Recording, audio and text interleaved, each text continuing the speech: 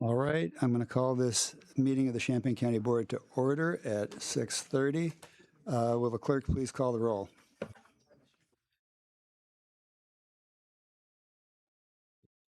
Esri, Here. Barney, Here. Fava, Here. Figueroa Dixon, Here. Cortado, Hanauer Friedman, Here. Lakshan, Here. Pugh, Present. Rodriguez, Here. Rogers, Shell, Settles, Sexton, Here. Sullard, Here. Benich Theronot, Here. Wiggs, Here. Wilson, Aris, Here. Cagle, Here. Coert, Crane, Here. Locke. Here.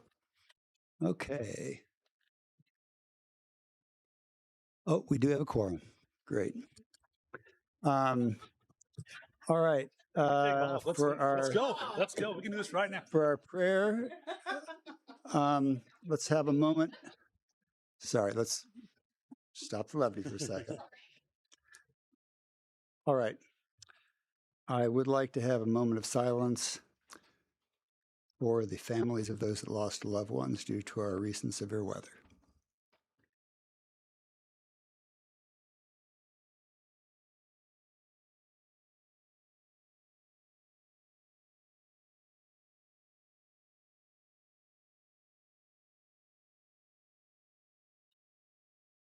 Thank you. May our next few weeks be filled with blue skies, gentle breezes, and calm nights.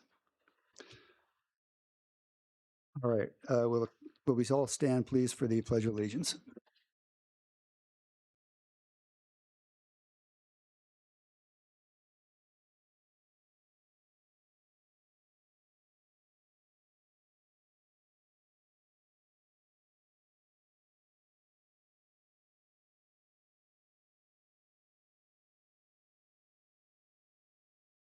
All right.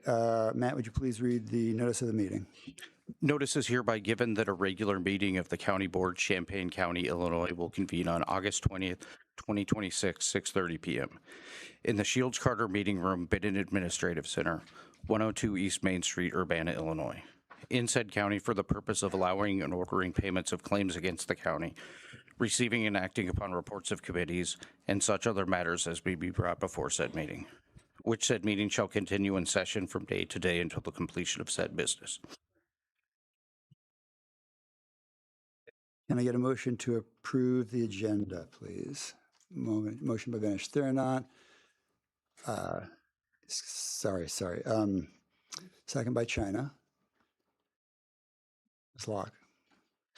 I would make motion to amend the agenda to move items 15A and B, all other business, to immediately after public input.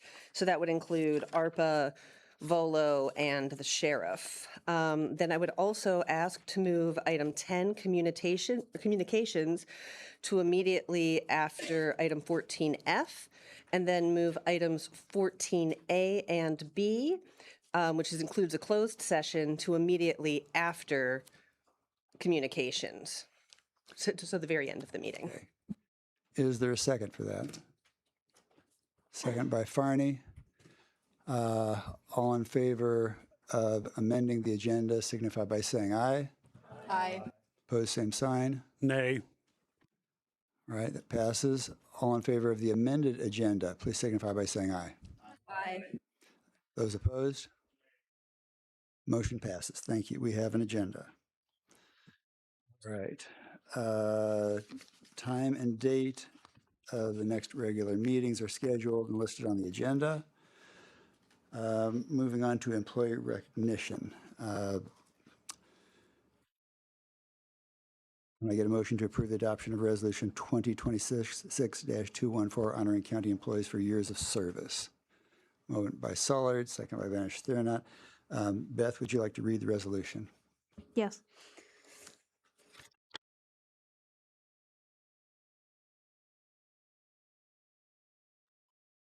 Resolution number 2026-214, resolution honoring county employees for years of service. Whereas it is the vision of the Champaign County Board to be a recognized leader in local government, where every official and employee has a personal devotion to excellence in public service and embraces the highest standards of ethics and integrity, which enables Champaign County to provide the best customer services to its citizens. And whereas one element of pursuing this vision is communicating to employees that their service to Champaign County is valued and appreciated. And whereas Champaign County employees admirably serve the people of Champaign County with full commitment to the responsibilities of county offices, work in partnership with fellow employees and county officials, and have dedication to the best interests of all the people of Champaign County. And whereas the Champaign County Board wishes to recognize the dedication and service of the employees who have reached 10, 15, 20, and 30-year milestones in August 2026. Now, therefore, be it resolved that the County Board of Champaign County hereby recognizes each of the aforementioned Champaign County employees as an asset to the citizens of Champaign County and expresses gratitude and sincere appreciation for their years of service. Presented, adopted, approved, and recorded this 20th day of August, AD 2026. Suzanne Brock, County Executive, 10 years of service. Howard Wilson, Sheriff, 15 years of service. Brad Wakefield, Sheriff, 15 years of service. Randy Plankenhorn, Circuit Court, 20 years of service. Stacy Byers, Circuit Court, 20 years of service. David Appelman, Public Defender, 30 years of service. Would anyone like to come up and...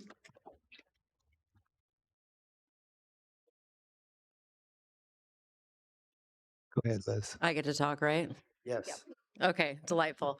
I just want to give a very big thanks to David Appelman, 30 years of service at the Public Defender's Office. It's unreal that anybody can last that long working in this job. And I know I have talked to all of you before about the time and effort and energy and emotion that goes into representing our clients, how tired we get, but how hard we work. And David, for 30 years, has represented the citizens of Champaign County remarkably well. He currently serves as the senior attorney in our abuse and neglect caseload. So he represents parents who have struggled to take care of their children. He helps them navigate that court system. And he is stolid, reliable, even though he will not subscribe to my paperless policy because he still likes his paper. But David is a remarkable attorney and dedicated servant. And I just wanted to say thank you to David for everything you have done for the county.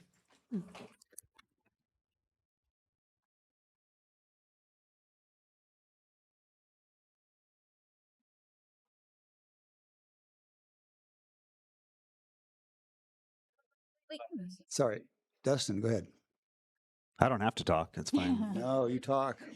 Good evening, everyone. So I just wanted to say a second. So Howard is not here with us tonight, but he has been in a corrections division for 15 years. And anybody who has even observed our corrections division knows that it takes a very special individual to be able to work in that environment.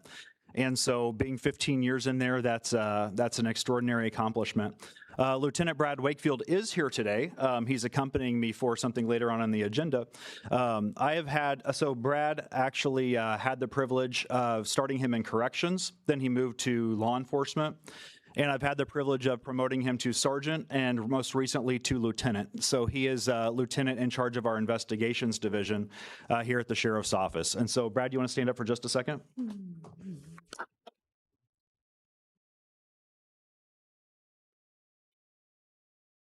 Thank you, Dustin.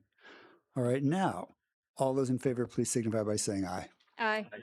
For the same sign, motion carries. Thank you for your service. All right, can I get a motion to approve the adoption of Resolution 2026-215 honoring retiring county employees? Motion by JJ, second by Matt. Beth, would you like to read the resolution?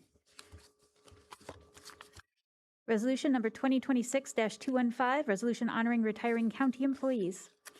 Whereas it is the vision of the Champaign County Board to be a recognized leader in local government, where every official and employee has a personal devotion to excellence in public service and embraces the highest standards of ethics and integrity, which enables Champaign County to provide the best customer services to its citizens.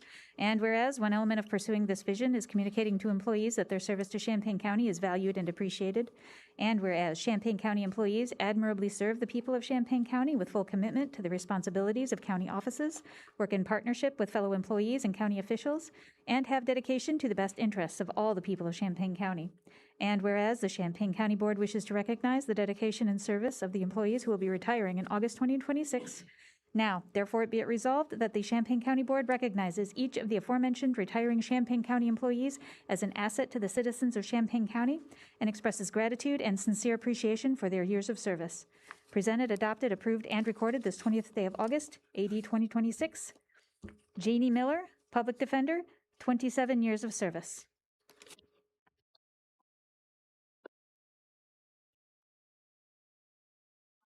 I'm back, y'all.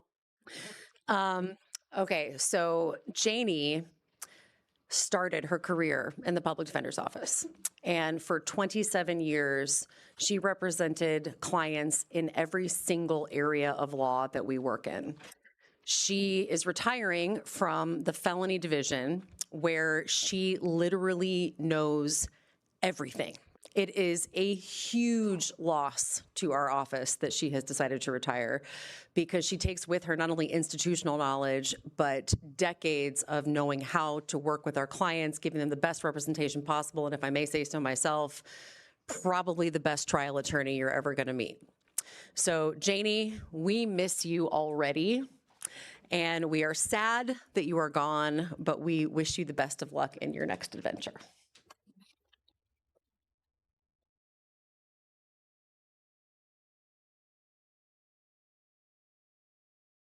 I know you have more people, but I have to do one thing. Come on.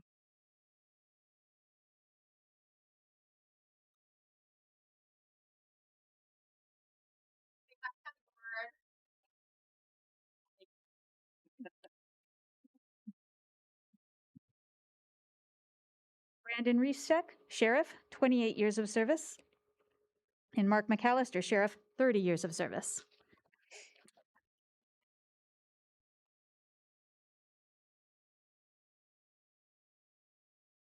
Robert Waggle, Fizplant, 31 years of service.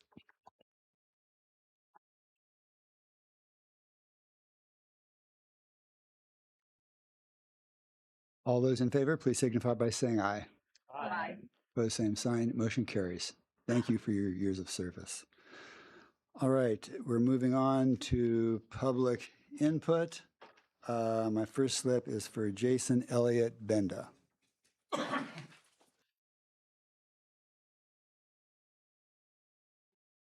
Great.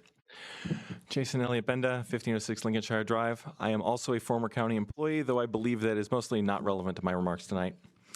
I do want to say something briefly in praise of Suzanne Brock, who just got recognized for her 10 years of service. Managing one job at the county is challenging. She's handled jobs in 4 different departments under 4 different department heads with aplomb. And that's amazing and deserves recognition and accolades. I rise tonight to speak before the board on the right to speak before the board. I think many of us are in agreement that there are times that this board, and in particular the petty squabbling therein, has been an embarrassment to the residents of this county. That happens. This board has been described as a 22-headed monster, and as 22 humans, we expect some level of dissent. I prefer the discussion to be healthy, as I think we all do, though I concede that sometimes it is not. I think it is correct for people to stand up before this board or before its committees and call that out, and I anticipate more of that to come. At last month's full board meeting, we heard a substantial amount of public input on a variety of disparate topics. On the face of it, I find that good. Representative democracy works best when it is participatory, and engagement of the citizenry at meetings such as this is an important feature of our system of government. We have heard some criticism of some of that public input, particularly that which was deemed partisan in nature. It has been criticized as inappropriate, for example, that a member of the public should refer to a candidate standing on the ballot in November as an officer-elect, as if the November election is entirely irrelevant. For what it's worth, I fully agree with that criticism. I don't think he should have said that. That's my opinion. However, as obnoxious as I felt it was, I defend his right to have said it from this podium. When I served this county as an election judge, it said Democratic on my badge. If I were ever to run for an elected office in this county, I would run as a Democrat. That does not mean that I agree with everything that every Democrat says. That's actually impossible because of how much disagreement there is among the Democrats. I don't consider that a problem. I consider that an example of how partisanship isn't really what it is made out to be. While some may see partisanship as a defining characteristic, or perhaps as one to be excised from county government entirely, the urban and rural divide and other factionalism matter more to the actual government and governing of this county than partisanship does. We have rules and guidelines for public input before this board and its committees. There is conduct such as ad hominem attacks against specific board members, or frankly, any address to specific board members at all, that is considered inappropriate. I'm fine with that. I do think that comments made before the board should, generally speaking, be germane to either the agenda of the meeting or to a specific government priority. That is just a matter of efficacy. Certainly, we have all seen comments that were neither, perhaps none so bizarre as that before the June meeting of the Committee of the Whole. And just as certainly, we, the public, can choose to dismiss or ignore them. Freedom of speech is not freedom from consequences of speech. Freedom of speech should mean freedom from retribution by this government. It does not mean freedom from criticism or freedom from engendering negative opinions. There have been multiple people who I've heard speaking in this room and thought, man, I wish somebody else had said that, because unfortunately, the person who said it is not going to be listened to. Freedom of speech still requires me to choose my words carefully, because if I cause someone's opinion of me to be dismissive and therefore dismiss what else I say, I want to have earned that. All of us in this room care about what is best for the people of Champaign County. Most of us in this room literally serve or have served the county. Certainly everyone on the opposite side of this podium is here because they want to serve the people of Champaign County. We do not all agree on what is best for the people of Champaign County, nor should we, nor will we ever. We say the things we say because we feel they're important. Again, freedom of speech does not mean freedom from consequences of speech, and I think anyone who speaks in this room on either side of this podium should carefully consider what they choose to say. Civil discourse on either side of this podium, and even with those with whom we disagree, should always be preferable to incivility. That said, I will not abide the conflation of dissent, disagreement, or discomfort with incivility. I can disagree with what you say in this room on either side of this podium until the cows come home, but I will still defend your right to say it. I will not agree with everything that you say, but if you feel it needs to be said, stand up here and say it. I wrote those remarks well before Monday's events. We who were here on Monday night all know what happened, and there may well be members of the public who wish to address that. I choose not to. I choose to regard it as a settled event which we cannot change. And I encourage this board and its members to lay aside whatever feelings may still persist from Monday's events and get on with business for the good of us all. Thank you. Thank you. All right, next is Ratan Hate.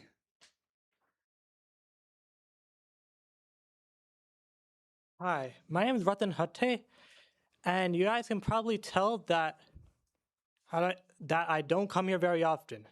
Maybe on account that this is my second day in Illinois, as I recently became a student at UIUC.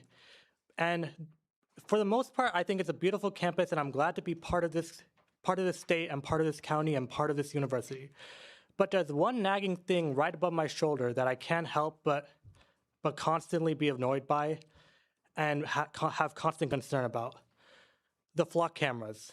You know, the whole time I have to wonder why our county's police department has a surveillance apparatus in which everybody from innocent protesters to people who have literally done nothing to the estranged spouses of police are being surveilled and tracked despite having done nothing wrong or even having any criminal record.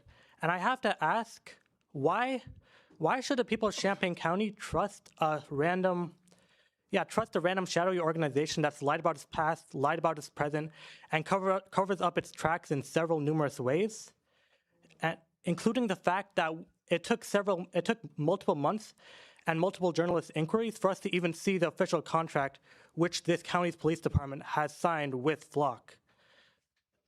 In general, I deeply oppose the concept of surveilling random innocent people for no reason, and I sincerely hope that the county reconsiders signing onto this contract with Flock. Yes. Thank you. Next is Stuart Levy.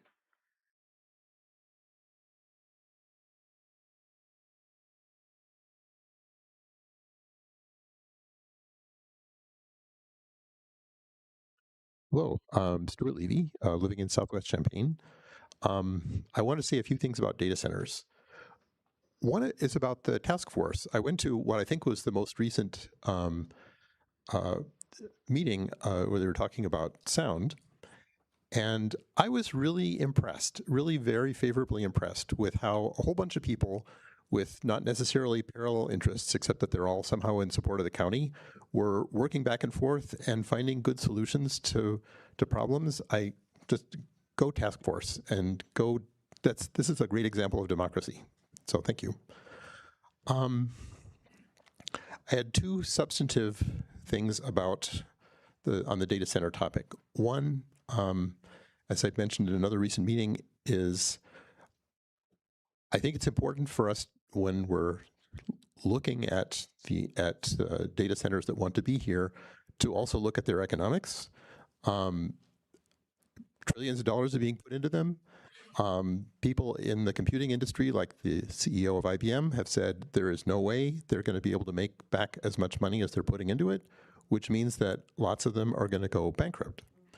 And so we may well be stranded with enormous, hundreds of acres, data centers, topsoil removed, concrete and steel put down, and nobody is going to come and take them away or clean them up or do anything with them. And so I'm raising this because the current proposed ordinance doesn't say anything about remediation at the end of their operation, and I think there should be a provision to this effect. The consequence for you as the county board is that this is a new thing. They haven't thought about it yet. It may well be that they will need more time, that the task force would need more time to formulate a provision like that. And so I hope that if they need it, that you will seriously consider extending the moratorium to allow that sort of work. The other thing, which might also need such an extension, is that I've heard about, thanks to Denise, is the question of sound. So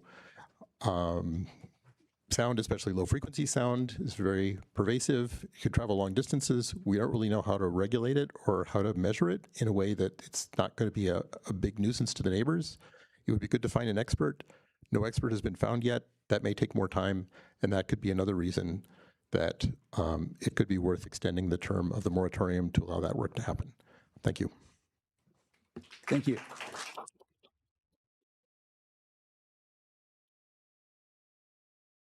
Next is Nancy Dietrich.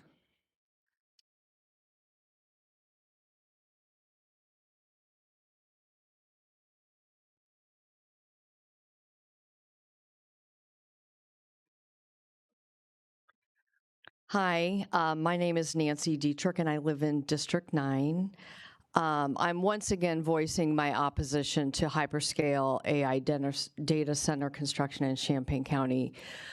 There's many concerns surrounding these data centers, but I briefly want to express my concern about the ability to enforce potential violations. I looked through the draft ordinance to see what would happen if a data center would violate any of the laws on the books. And in the portions where it talked about noise, for example, it said the zoning administrator may require the big data center owner to take whatever actions are necessary to stop the violation and comply with the vibration limits and noise violations. And then the zoning administrator may seek direction from the Environment and Land Use Committee regarding the actions necessary to stop the violation. And under water and energy usage, I read a lot of text that required monitoring and reporting of water, energy, and usage and certain usage requirements, but I really couldn't find anything that addressed what exactly would happen if a data center would violate these requirements. And finally, under the complaint hotline section, it says that the owner shall take necessary actions to resolve all legitimate complaints in a timely manner if there are any complaints. So my question is, from a practical standpoint, what can the county do if and when a hyperscale data center violates any of the ordinances put in place? I'm concerned that once a hyperscale data center is up and running, the reality is there's probably not much that really can be done about it. So if it's the case that more stringent penalties can be put in the ordinance to address potential violations, then I think it'd be prudent for the data center task force to take more time to do so. But by and large, I have to admit, I'm not convinced so far that a lot can be done after it's up and running. Therefore, I hope we do whatever's necessary to keep a hyperscale data center out of our community. Thank you. Thank you.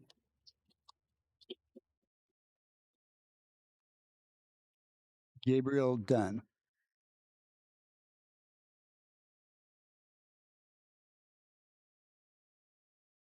Okay, my name is Gabriel Dunn, and apparently I'm now a new inducted member of the Champaign County Coward Central Committee. It's a joke, but I do want to address the topic of cowardice, and I don't appreciate having a elected county board member whose per diem stipend I'm paying refer to me or other people who just do not want to have their taxes raised under the guise of home rule being called a coward. Mr. Benda, I totally disagree. It is sacred that we should be allowed to hold our elected officials accountable, even if we have to say not nice things to them, because that is a sacred First Amendment right. You can't, but my whole thing is, Democrats on this board, why won't you listen to the voters already who have said no to tax increases? They have said no to a lot of your other schemes for power. But now you, and even the data center people saw right through it. They knew this has nothing to do with banning data centers because there's ways through zoning ordinances that you can change. You can ban data centers. You don't need home rule, and apparently there are some Democrats on the board that are admitting this. Ms. Rodriguez said that she wants to, quote unquote, eliminate poverty, and that's why we need to have home rule. As someone who is poor, who's, received services through Cunningham Township, and who has stood in line at Daily Bread, I want to tell you that the one person on this board that I've seen there was Mr. Pugh. I've never seen you, Ms. Rodriguez. So I would love to know how you want to tax the same people that you're just allegedly trying to help, because that's what a sales tax does directly, and indirectly that's what a property taxes does, because we all know landlords, every time you guys raise property taxes, they will raise the rent and pass the cost on to us. So you are not helping poor people by raising taxes. It's sad that the same Republicans who have worked in a bipartisan manner have even frustrated conservatives like me. You guys are calling cowards because they finally stood up and said enough. These men are not cowards. This man is not a coward. The Democrats who stayed home and protest are not cowards. So if we're going to be lecturing people about, we need to be nice, that goes with county board members that are calling people cowards when we're just using politics. So that's all I have to say.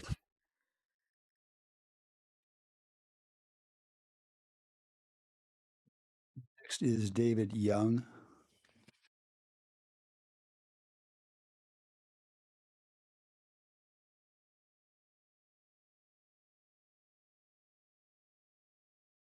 Hi, David Young. I live in Urbana. You will hear tonight from county residents who are concerned about license plate readers and government surveillance. I share their concerns. I want to unpack the relationship between government and the corporations that provide license plate readers.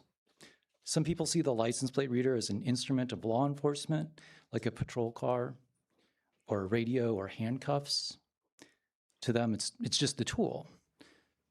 They have it backwards. Corporations are building mass surveillance networks. They build them because surveillance is a source of power that produces streams of data that they can sell.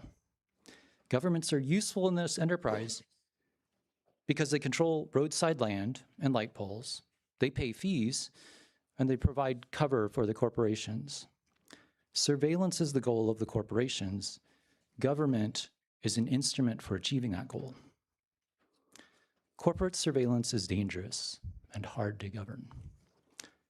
Mass surveillance by corporations is dangerous. One of the dangers is that it gives corporations power over critics, whistleblowers, and journalists. A couple of recent news stories show us how corporations will fight dirty against detractors. The New York Times reported in July about David and Ina Steiner, whose website published reports on eBay's harmful business practices. They were terrorized by the company's head of security. His team, quote, sent them offensive and suggestive items, hounded them on social media, and stalked them at home.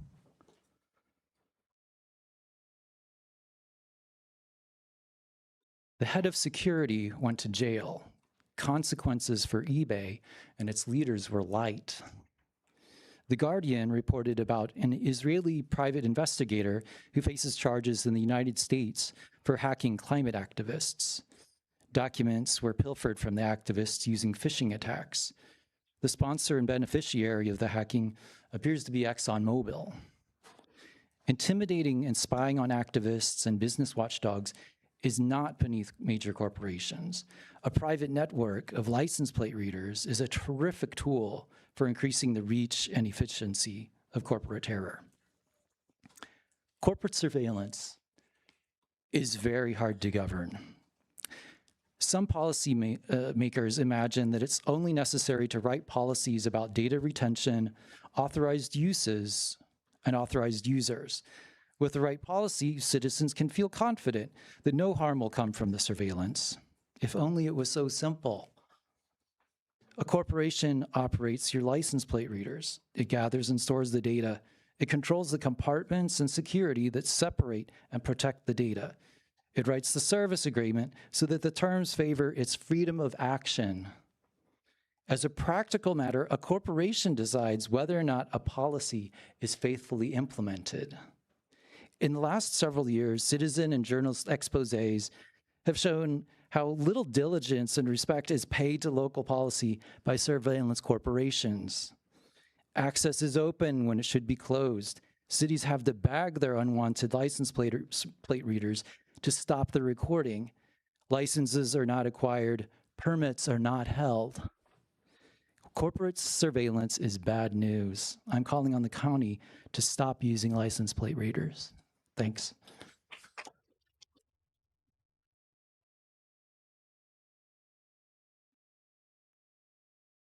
Thank you. Next, Antonia Herbstreet.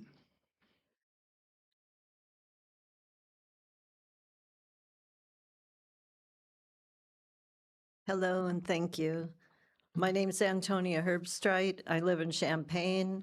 I'm a retired RN, worked 40 years in the health field. I'm here to speak about my grave concern for the health of your constituents and my neighbors. If a large data center is ever to be slated for development in our county, the vast amounts of toxic elements belched from these monstrosities are going to impact the health and well-being of all of life. But tonight I'm going to focus on noise pollution because it's the first complaint from residents living in a vicinity of a newly operational data center. The most widely documented health spike is related to mental health, sleep disturbance, caused by noise. With operational data centers, that noise never stops in a decibel range of 55 to 100 decibels. Anything over 55 contributes to stress, and over 70 contributes to hearing loss, sleep disturbance, cardiovascular health disruption, and concentration. A monotonous humming and whining, steady noise resonates through buildings, walls, and windows.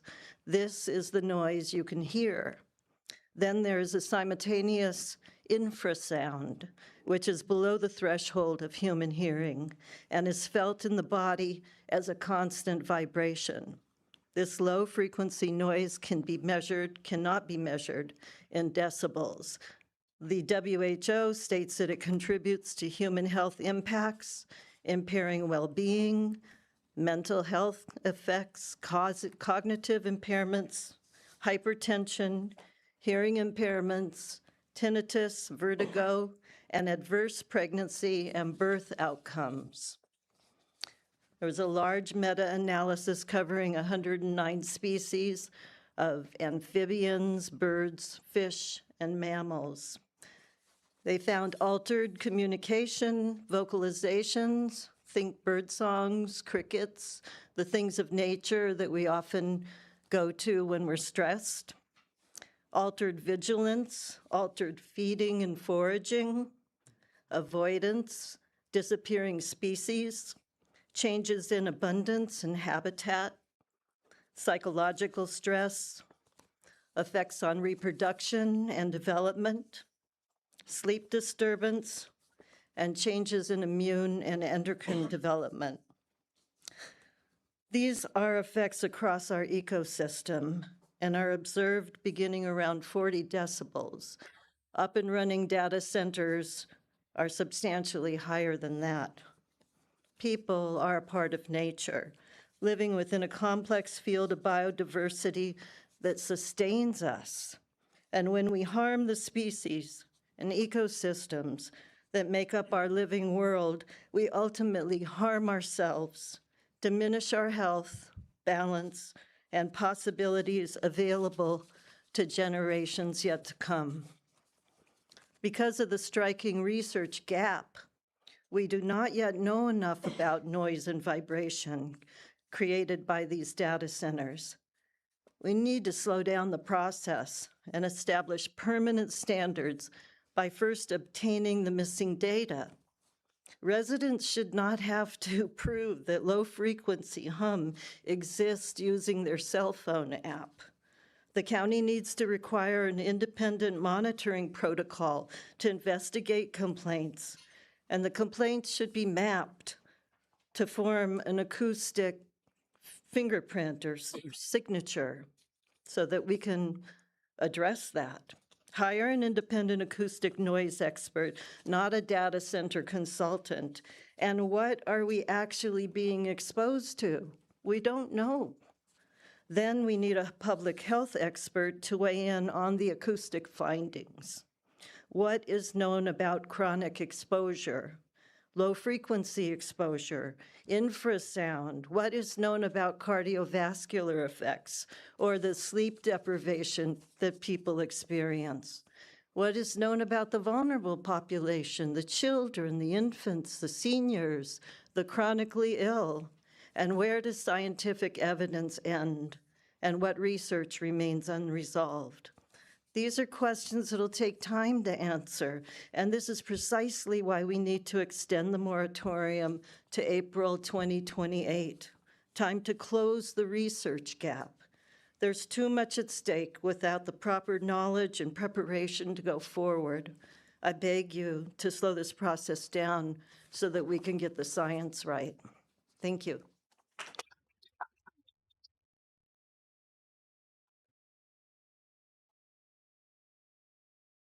All right, next is Dana Seiden. Hi. I'm Dana Seiden. I'm a Champaign resident, and I'm going to tack right on with the data center stuff. I have more of a wide range of environmental impacts. And I'm going to share them with you. I know that Antonia has expressed about noise pollution. This is a wider, vaster list of environmental impacts. So first, we're going to have massive energy consumption and increased demand on regional power grids, higher reliance of fossil fuels. We're trying to get away from that. We need renewable energy sources. Number two, water usage and thermal pollution. Cooling servers requires high volumes of water, millions of gallons daily. Discharged warm water can disrupt aquatic ecosystems. Where's the discharged water going? You know that they treat the cooling vats because it forms bacteria. Now they're treating it with chemicals. And now this water is discharged into our land. Not good. All right, land use and ecosystem disruption, loss of normal natural habitats, soil sealing, which is reducing groundwater recharge, fragmentation of ecosystems. I like the earth we live on. I want everyone to stay here, all the wildlife, all the humans, all the water. Electronic waste. Servers have short life cycles, 3 to 5 years. Disposal creates toxic waste. Recycling processes are energy intensive and imperfect. So we need a little more research on that. It's going to be a lot of pressure on our power grids. Crowd out power availability for residents and small business use. So the data centers are going to have all the power, but the small businesses and the residents are going to be fighting for power. All right, network and physical infrastructure load. Increased fiber and telecom build out can disrupt land use. Heavy construction, traffic damages roads and increases emissions. All right, we're at 7, limited job creation. These are highly automated data centers. They don't create jobs. We need jobs. They provide few long-term jobs compared to land and resource use. All right, tax incentives versus public benefit. Local governments offer tax breaks. It reduces public revenue, and the benefits may be disproportionately favor corporations over community. I care about the community. I hope all of you do too. This is a bipartisan issue, and I believe that you guys have already made a decision to have a hyperscale data center. There's no transparency, and as a constituent here, I am appalled. Rising land and utility costs. Increased land values can price out local residents or small businesses. Utility costs can rise due to increased demand. And on what Antonia just said, noise pollution. Constant hum from data center cooling systems can back up generators, and they can affect nearby residential areas 24/7. Visual and aesthetic impact. Large windowless buildings can alter community character. Industrializing suburban or rural landscapes. Water and energy equity issues. Communities may face restrictions, water usage limitations, while data centers consume heavily. It raises fairness concerns, especially during shortages. Centralization of digital infrastructure. This concentrates critical internet services into fewer physical locations. It increases vulnerability to outages, cyber attacks, or natural disasters. Reinforcement of big tech dominance strengthens control of major cloud providers and creates barriers for smaller competitors. Indirect demand growth. Hyperscale data centers enable streaming, AI, crypto, and cloud expansion, which further increases global energy consumption. And we have heat pollution, air pollution. A 2025 model indicates that U.S. data centers in 2030 could cause approximately 600,000 asthma symptom cases and 1,300 premature deaths, exceeding 1/3 of asthma deaths in the U.S. each year, resulting in a public health burden of more than $20 billion. Estimates suggest that within a couple years, electricity needed for data centers is going to be around 10 to 15% of total nationwide electricity demand. This means that the data center boom is putting server strain on efforts to move this county towards renewable energy sources. I can't read what I'm writing. All right, the 6 ways to impact the environment, that data centers impact the environment. I'll be quick. Enormous data center power usage, growing e-waste disposal, very damaging data center emissions, inefficient water usage, cooling systems creating microclimates, bacteria, parasites, and improper disposal of technology. Thank you for hearing me. I hope that you guys get rid of this.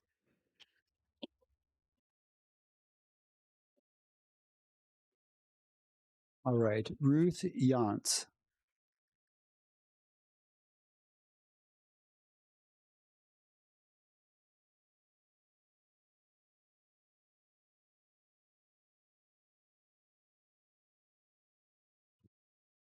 Good evening. I'm another data center tack on. I'm not going to be here for the task force meeting on August 31st, so I wanted to come give my public input this evening. I want to identify what I see as one loophole and one omission in the draft ordinance. The first is the issue of phasing of construction. A New York Times article from August 5th described a strategy that data center developers in Texas have used to bypass stricter regulations for large data centers. They apply for permits one at a time and construct the data center in small, multiple phases. The smaller phases are sized to be just under the large data center minimum and are subject to much less rigorous requirements. The ultimate build-out size of all the phases combined add up to a large data center that meets none of the data center requirements. This issue of phasing was mentioned in a data task force meeting, but I do not see this addressed yet in the current draft. Let's not end up with a poorly regulated hyperscale data center because this issue of phasing was overlooked. The second issue that I see as an omission is indirect water. We're familiar with direct water, the water that's used on site for the cooling towers. Indirect water, excuse me, indirect water, in contrast, is used at the power plants to supply the electricity for the data centers. The indirect water can be many times as great as the water used in the data centers themselves. Meta reports that in 2024, their indirect water use was 19 billion gallons, which was more than 20 times as high as their direct water use. The newest closed-loop technology is more efficient. It reduces the amount of direct water to almost zero and reduces the total amount of energy required for cooling, thus less indirect water. And the draft ordinance stipulates a closed-loop system. Kudos to the task force for that.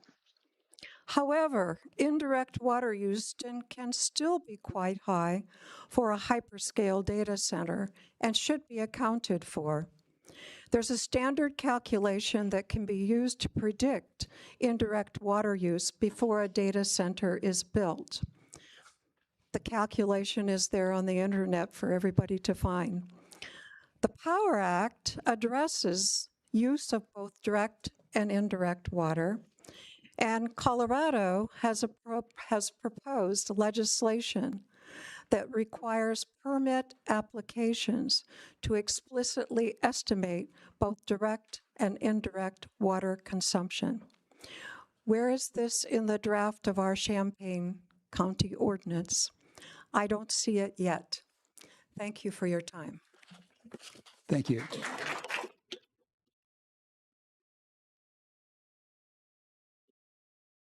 As I have no further slips, I'm going to close public input. Moving on to our amended agenda, we're now moving to other business. Item 1 would be our ARPA update. Kathy? Good evening. We included the monthly memo and the timeline and the updates, and we continue to add completed projects to that memo, and I'd be happy to try to answer specific questions if you have any.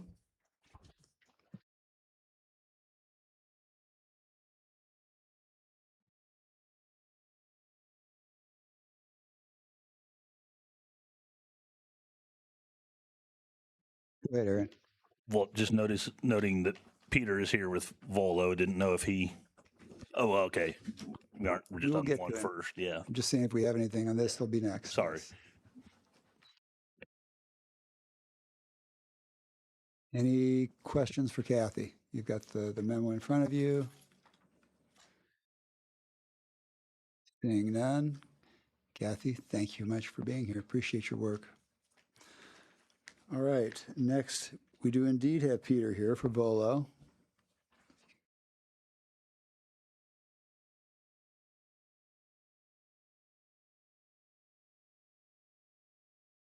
Thank you for coming.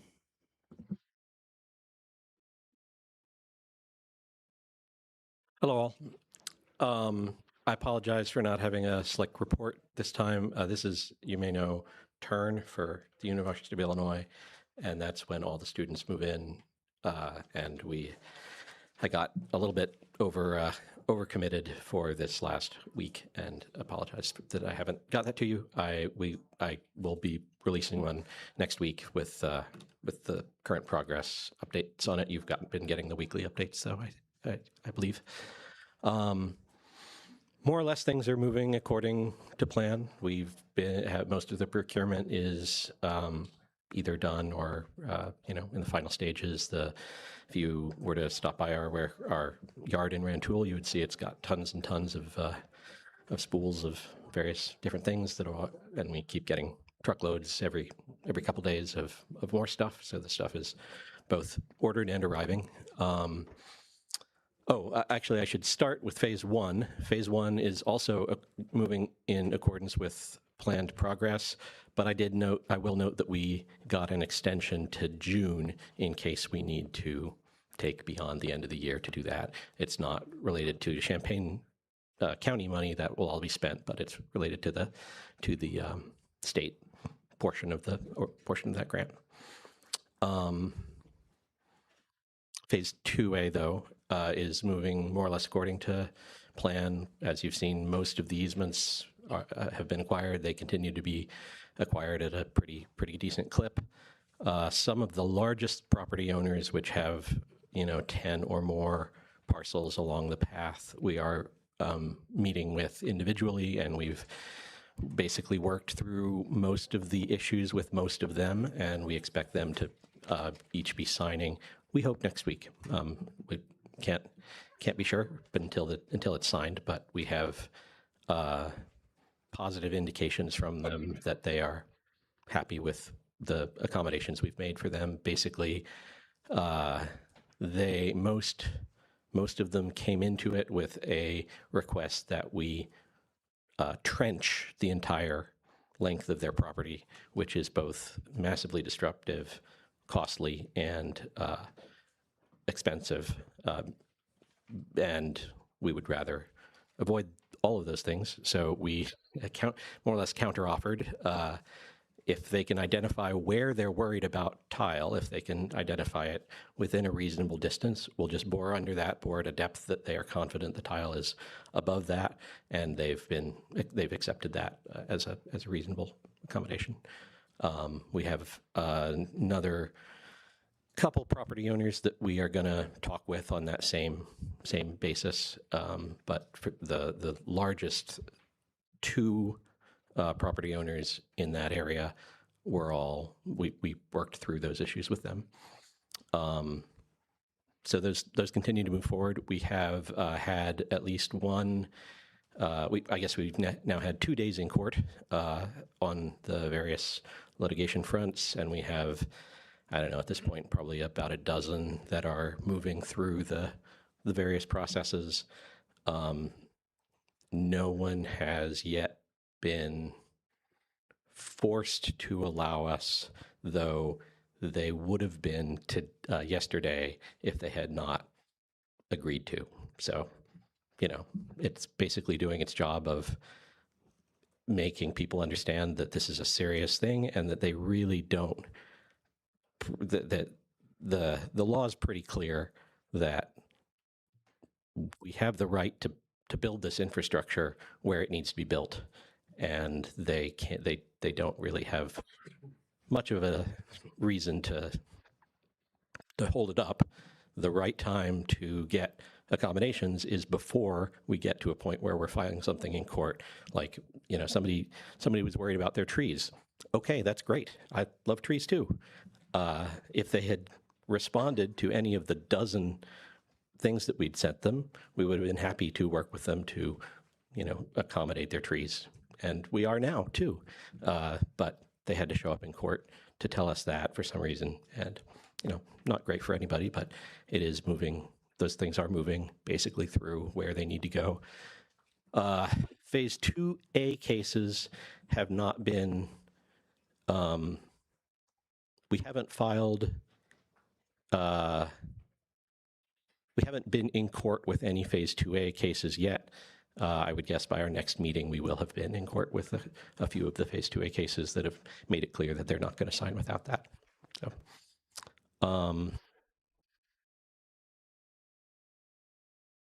I think that's my overall summary, and I'm happy to take questions. Questions from the board? Go ahead, Dan. So you said that there's about a dozen or so right now in court, right? Correct. Which phase is that? It's mostly Phase 1, but the Phase 2 ones have just entered that process. And to be clear, they're not in court yet. There's a, like, before the complaint is filed, well, when the complaint is filed, you have to do service, and it's still not in court yet until the actual court hearing date. So they're still moving through that process. Thank you. Does that also mean that out of how many, I guess? So, for example, right now, how many have gone past that? Like how many in that phase are already way past that, already basically on their way to being done or done? None of them. The construction in Phase 2A is in the process of beginning, so it's not. Right. It's not yet really done. None of them are, I would say, done at this point. Right, because we're just starting. Right. I kind of meant from Phase 1, I guess. Oh, for Phase 1, Yeah. we have about 20% of it where construction is done at this point. It's moving quickly, so that I was looking at the report, and I don't yet have one for this week, so that was last week's report. I would guess that it's probably moving at about a 5%, probably 5% this week. The rain has slowed them down a bit, Right. but that's about where we're at in the total construction. Is that the question? That is exactly the question. Thank you. My next one as a follow-up is, sorry, I had it.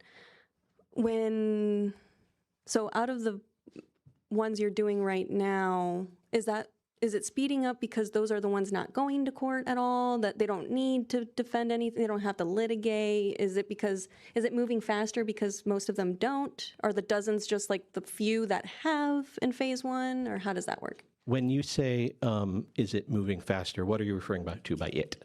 The 5% that you're saying you're basically moving at for Phase 1, is that, it sounds promising. What I'm asking is that because you only have about a dozen that want to push back? Yeah, I mean, we have a huge amount of area that is permitted and easement ready. Okay. So that's just the construction contractors doing their thing. And do you think those 12 or those dozen so far from Phase 1 are all you might see from Phase 1? I think it's likely. Okay, thank you. Yeah, in fact, I would guess that most of them will drop out before they get to the end of the process.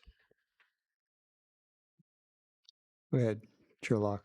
Hi, Peter. My question, I think, is going to call for a little speculation on your part, because I'm happy to hear that the state was extending your deadline with their share of the money towards this, and we can't because of where the money came from. So let's just play pretend here. Even if those 12 easements that are going through court right now, or they're in the process, could you spend our money, the county portion on Phase 1?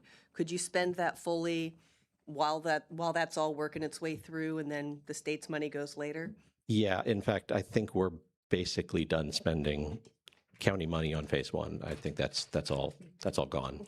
And then as to phase two, level of confidence that you'll get the county money spent. Not that you'll finish the project by our deadline, but that the county's share of contribution towards the project.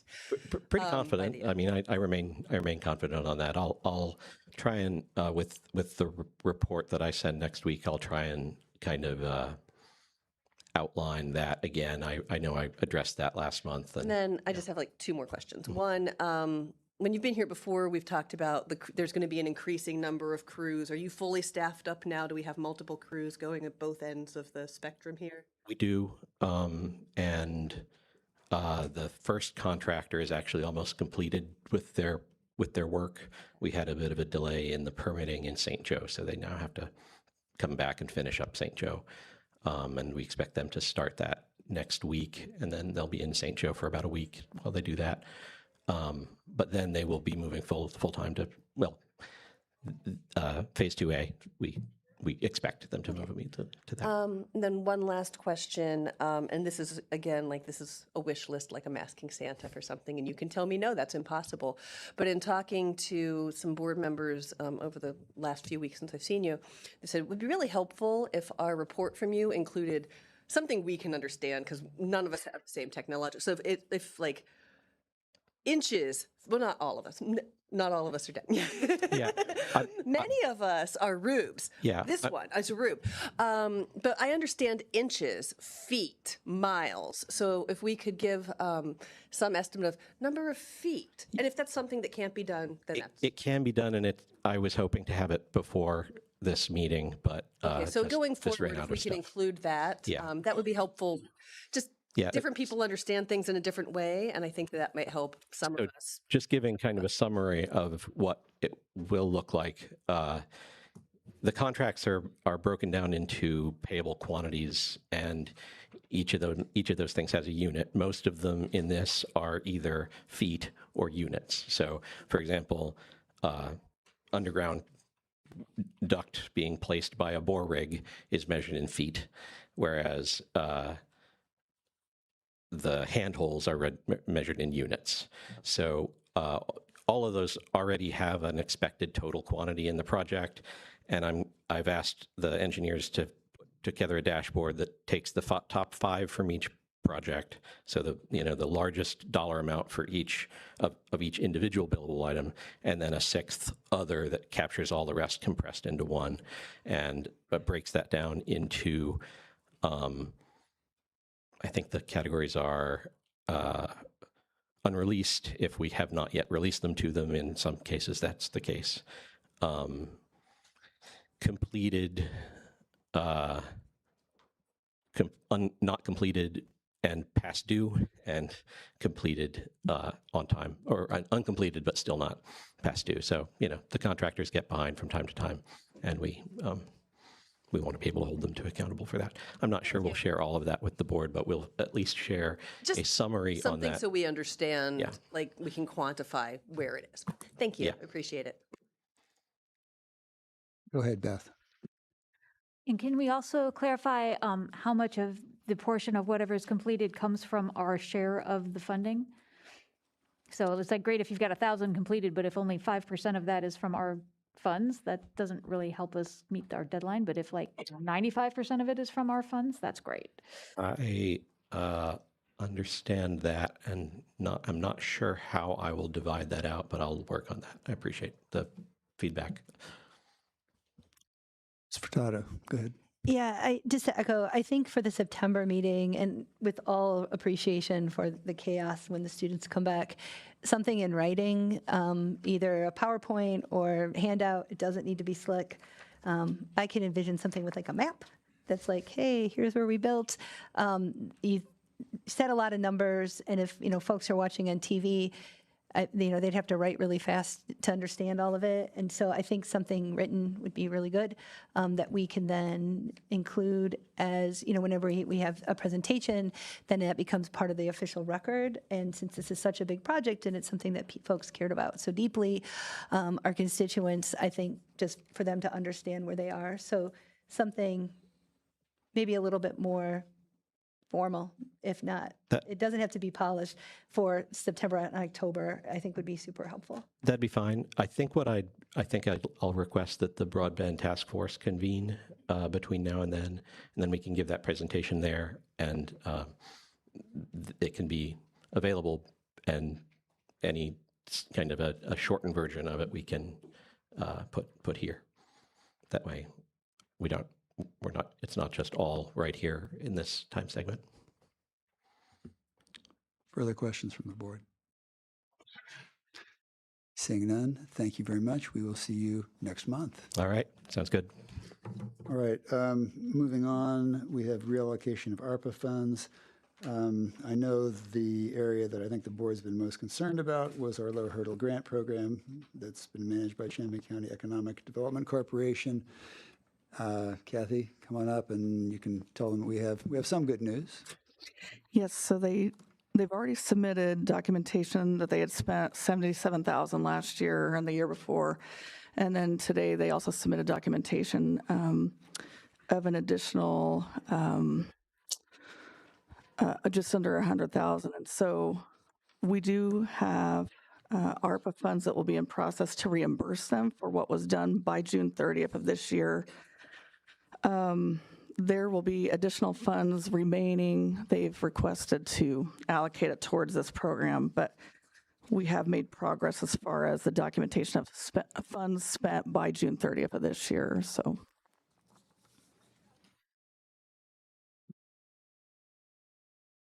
Go ahead, Stephanie.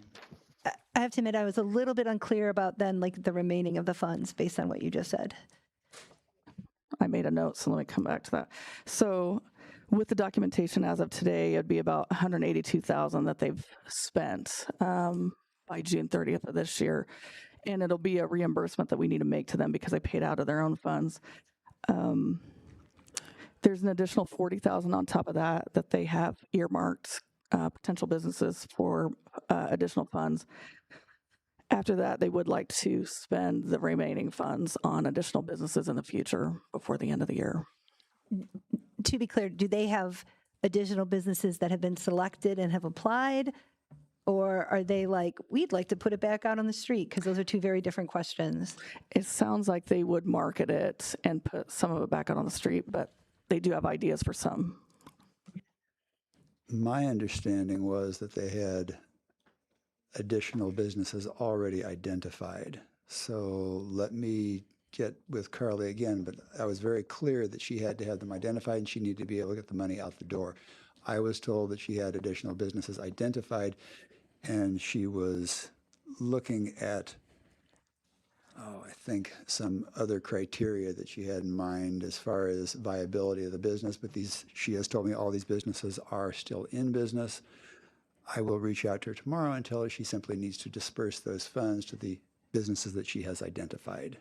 Can I request, as just a follow-up, that we get an update about that at the COW? Because I feel like waiting to the end of September is too late. Absolutely. Like, because if that hasn't happened by the COW, we need to act at the next meeting. Yeah, if she And does by not act, let me be clear, so in case they're watching, take the money. those funds. She has been told that, and if she does not get the additional money out the door, I told her if she did not have the funds, if she did not apply for the funds by today, that this board would take the money.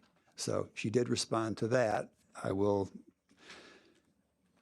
My recollection was that she had additional businesses already identified. So that should speed the process up. Go ahead, Matt. I just want to clarify for anyone who's just listening, when you say this board will take the funds, that doesn't mean to our pockets. This board will, this board will reallocate those funds to viable businesses in Champaign County. Let me be clear on that. Thank you, Matt. Appreciate it. In this environment, that's good to be clear with that nuance. Go ahead, Chairlock. And to put a fine point on that, if any money we take back from EDC, we would have to use in the same manner. So we would have to be making direct grants to businesses.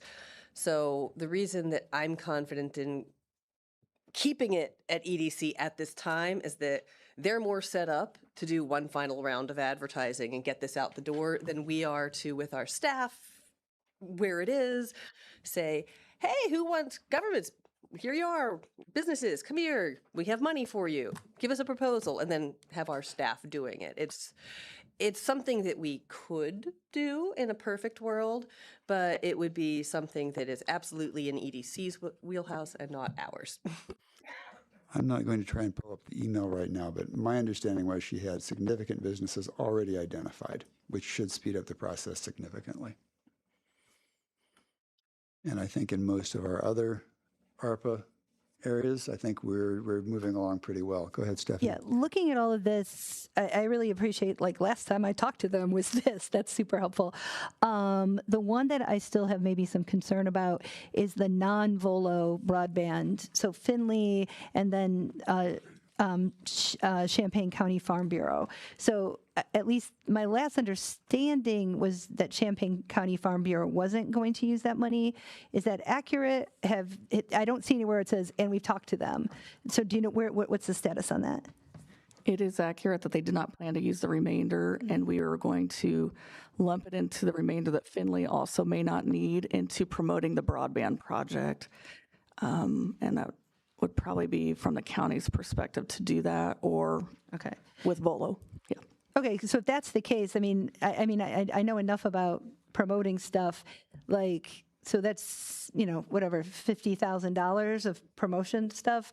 Like, we need to start that now, right? And, and I was thinking too about the Farm Bureau. It might be worthwhile having another conversation with them.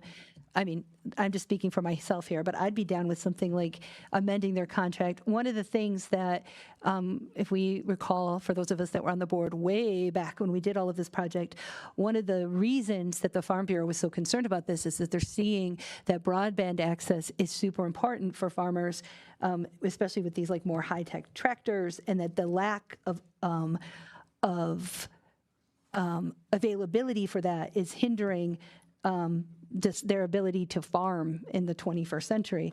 And so if the Farm Bureau had some sort of suggestion on how they could use their money to specifically address that problem, do you know what I'm saying? Like, to specifically work with farmers like, okay, well, now this thing is here.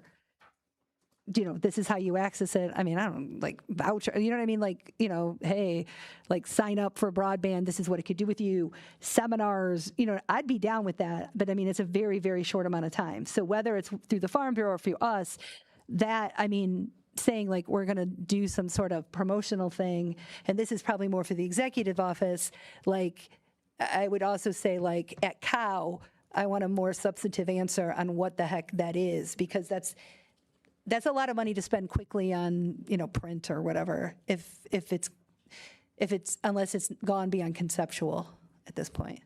Is there support to transition the money in that manner? Because before I go build a whole plan, I want to make sure we're going to move forward. I'm fine with idea. working with the farm. I mean, yeah, if these two entities are not going to use the money, then we need to use the money. So between y'all and the Farm Bureau, a plan, you know what I mean, on, hey, this is what we're going to do with it. But I think we need to know that plan by the cow. Okay.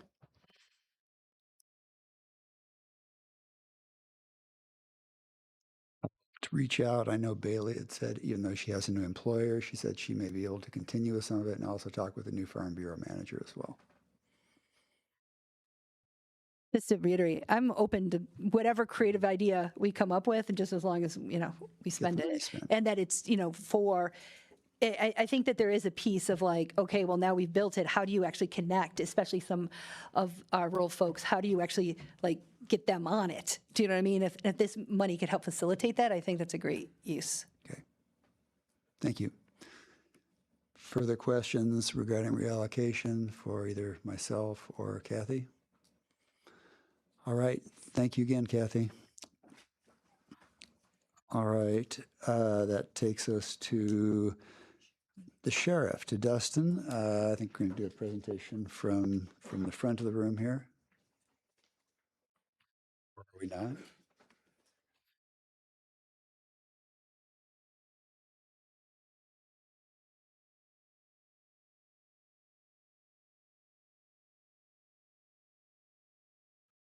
Good evening, everyone.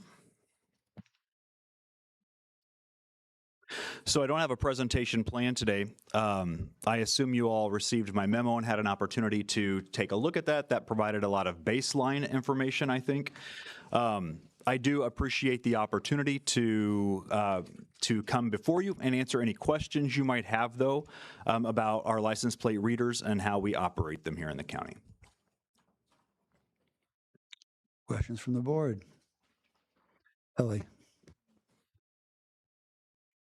Yeah, we've heard a lot of concerns from the public about the data and how it's being used, who it's being shared with, the like, and you did address a lot of that in your memo. If you could share some of that here, would appreciate it. I know there's specific concerns about, would it be shared with ICE?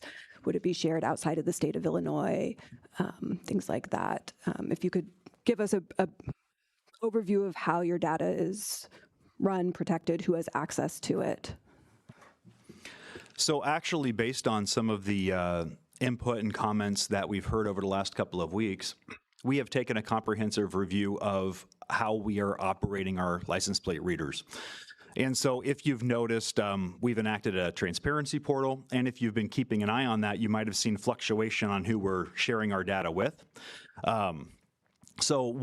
As of right now, we have restricted our data to only Champaign County police agencies. Now, the goal is to take a look at that and to strategically expand that in potentially a regional type of aspect, because I believe that the information license plate readers can give us can make strides in our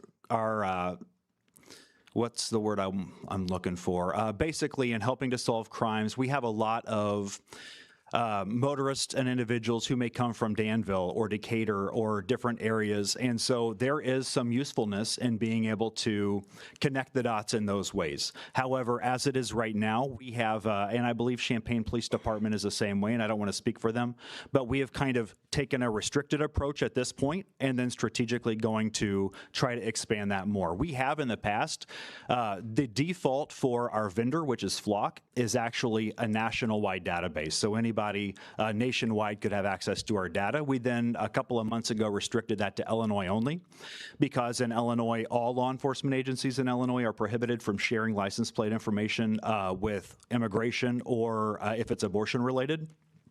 They're prohibited by law from sharing that information with other law enforcement agencies. We've decided to go ahead and take it back a little bit further. I think it gives us more control over agencies that may be involved in task forces and things like that, that maybe they're not directly sharing with immigration, but I want to make sure that we have a solid stance that our information is not being shared with immigration. How we're doing that right now is sharing it only with local agencies.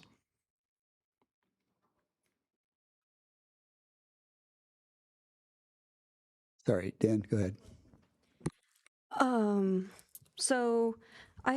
Hi, Sheriff. I appreciate that there's not a lot of sharing between agencies and the feds. I guess I'm going to put it that way.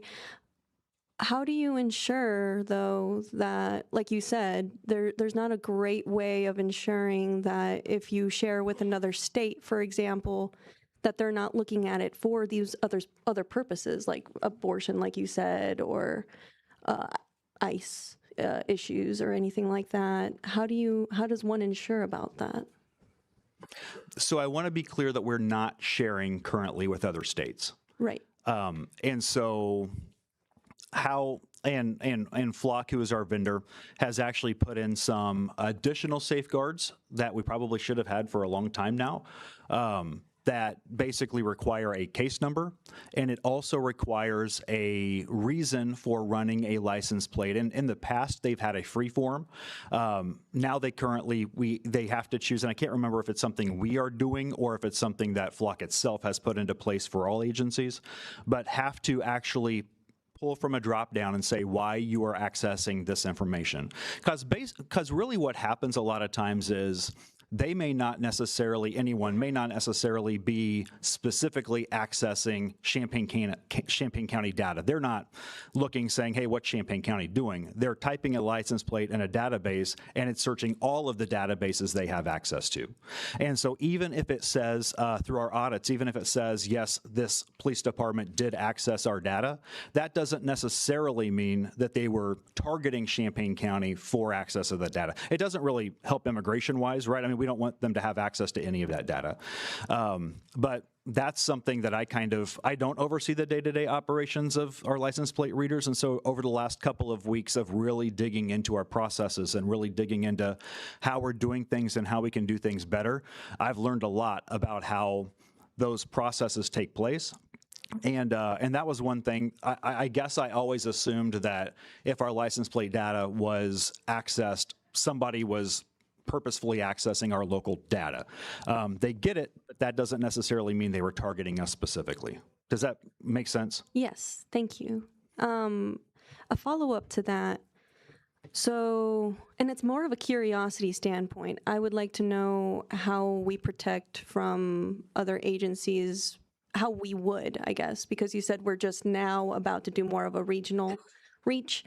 How would we protect from those agencies perhaps interacting and sending it off to another agency somehow in another way? It doesn't necessarily have to be a direct cooperation with a federal agency, but if another place in Illinois is willing to cooperate with somewhere in Indiana, how is that protected? So just like any technology, there is not going to be a 100% protection against an unethical officer wanting to do something unethically with that information. So I'm not going to stand up here and tell you that it's never going to happen. There are instances across the nation that have happened there. It's 0.007% of officers who have access to this data, but that's where I think can y'all hear me okay? Yes. That's where I think the very specific and very targeted approach with sharing this data, because I have relationships with a lot of the regional sheriffs and chiefs of police, and my team do as well. And we know with a reasonable amount of certainty that they are not cooperating and they are not doing things in an unethical or illegal manner. And so as opposed to opening that up to all state agencies to where maybe we don't have those relationships, that's why we restricted what data we're sharing, and that's why we're strategically then going to start sharing with those agencies that we reasonably know are not going to be sharing that data, if that makes sense. There is a lot of benefit to being able to have that data. You know, we had the case in, I talk as generally, you know, we had the triple homicide in Mahomet, to where the suspect in that case, they found him up in Berwyn, I think it was, up in a Chicago suburb. And how they did that was a license plate reader. And so license plate reader information is one piece of technology or one piece of investigation that we use with this. I'm not aware of a single case where it's been the sole piece of investigation that has even tried to get us a conviction. I mean, that just doesn't happen. It's one little piece of the puzzle that then is comprehensively taken into everything else. Well, I appreciate your candor about, you know, not being able to know the heart and desire of each officer, right? I think I have more questions, but I think I'll let others ask away for a little bit. Thank you. Go ahead, Emily. Thanks. I want to zoom up here a little bit. I guess give maybe some more, a more detailed picture of how officers are interacting with the system. So could you tell me a little bit about what the interface is like and what levels of access there are? For that, I'll have to defer to somebody smarter than me, Lieutenant Wakefield, because I don't use the system myself. So he'll be able to better tell you. Emily, that was you that asked that question? Okay. Could you ask it one more time just so I could hear it again? Sure. I'm interested in, I guess, the interface, right? How are officers accessing Flock? Sure. Yeah, so it's just like any online software system. From our perspective, how we use it, are you asking specifically on, say, a burglary occurred in one of our villages or something like Sure, that? you could even give me a hypothetical. That'd be helpful. Perfect. Yeah. So essentially, say a burglary occurred in Homer, Illinois. Okay, it's where I'm from. We're trying to determine where this occurred, and we do not have any license plate readers in that area, but hypothetically, we do. There's an instance where somebody is burglarized and they have left in a blue pickup truck that we know to have Nebraska license plates, and that vehicle was last seen driving northbound out of Homer. So what our deputies would do in that instance would access Flock, because we're trying to locate this vehicle and see if we can find identifiers, i.e. the license plate itself. They would search that database, and that database would ask for a lawful reason for why they're doing that. Is one, is this a criminal investigation? Or there's a variety in that list of reasons that you can choose from of why you're using this as a search method. So in this instance, it would be a criminal investigation. It would also request us to input a specific case number. So in this case number, it would be Sheriff's Office 26, which would identify the year, and then say it's the very first case of the year, number 1. That way, whenever we were to go to audit that to determine if this was a lawful reason for them using this system, we would be able to determine that this was a burglary that had occurred and we were trying to identify a vehicle that was leaving the area. That is a searchable thing that anybody can audit at any point in time. We can go back and do an internal audit of that license plate. So that is searched, and then essentially what we return with that is not license plate information. It has nothing to do, or has no information related to the registered owner, their address, where they had been. It is solely that that vehicle had left Homer at whatever insert time. So it's going to show a snapshot of that vehicle passing through the area that the license plate reader had been positioned. It is going to capture, again, a snapshot of that, whether it's night or day. It's going to the best of its ability, identify the license plate and try to provide that using its automation to enhance it so that you can see it. It's in that return, it's also going to show where that flock camera was located, and that's what you get. So in this instance, and I'm sorry if this is going too far into that example, but in this instance, that would only be used to determine that there was a blue pickup truck with a Nebraska plate and hopefully a license plate that returned to that we would then use another law enforcement database to search to get that information. Flock does not have access to that information. Thanks. I mean, so, sorry. So, I mean, does every officer have a login for the system? Yes. Every single one? Everyone on our department does, yes. Okay, got it. And this would help me make sense of why the drop-down list of reasons is reassuring. I mean, is there an immediate return of that information to whatever officer does the search, or is there an approval process? No, there's no approval because you have to choose a lawful reason for that. There is no other that you can put in. Like, I know some of the concerns is people tracking, somebody in public comment had mentioned an ex-girlfriend or something. There is no other. You have to use a lawful reason for why you're doing that. And then I think more importantly, from an auditing perspective, you have to attach a case number to that so that we can track that. So again, I would be able to go back through our system, determine in our report writing system or our database that tracks all of our reports or our event tickets, I'd be able to return to that system and audit and say, it looks here like Deputy or Lieutenant Wakefield was searching this automobile at this time for a burglary he was investigating.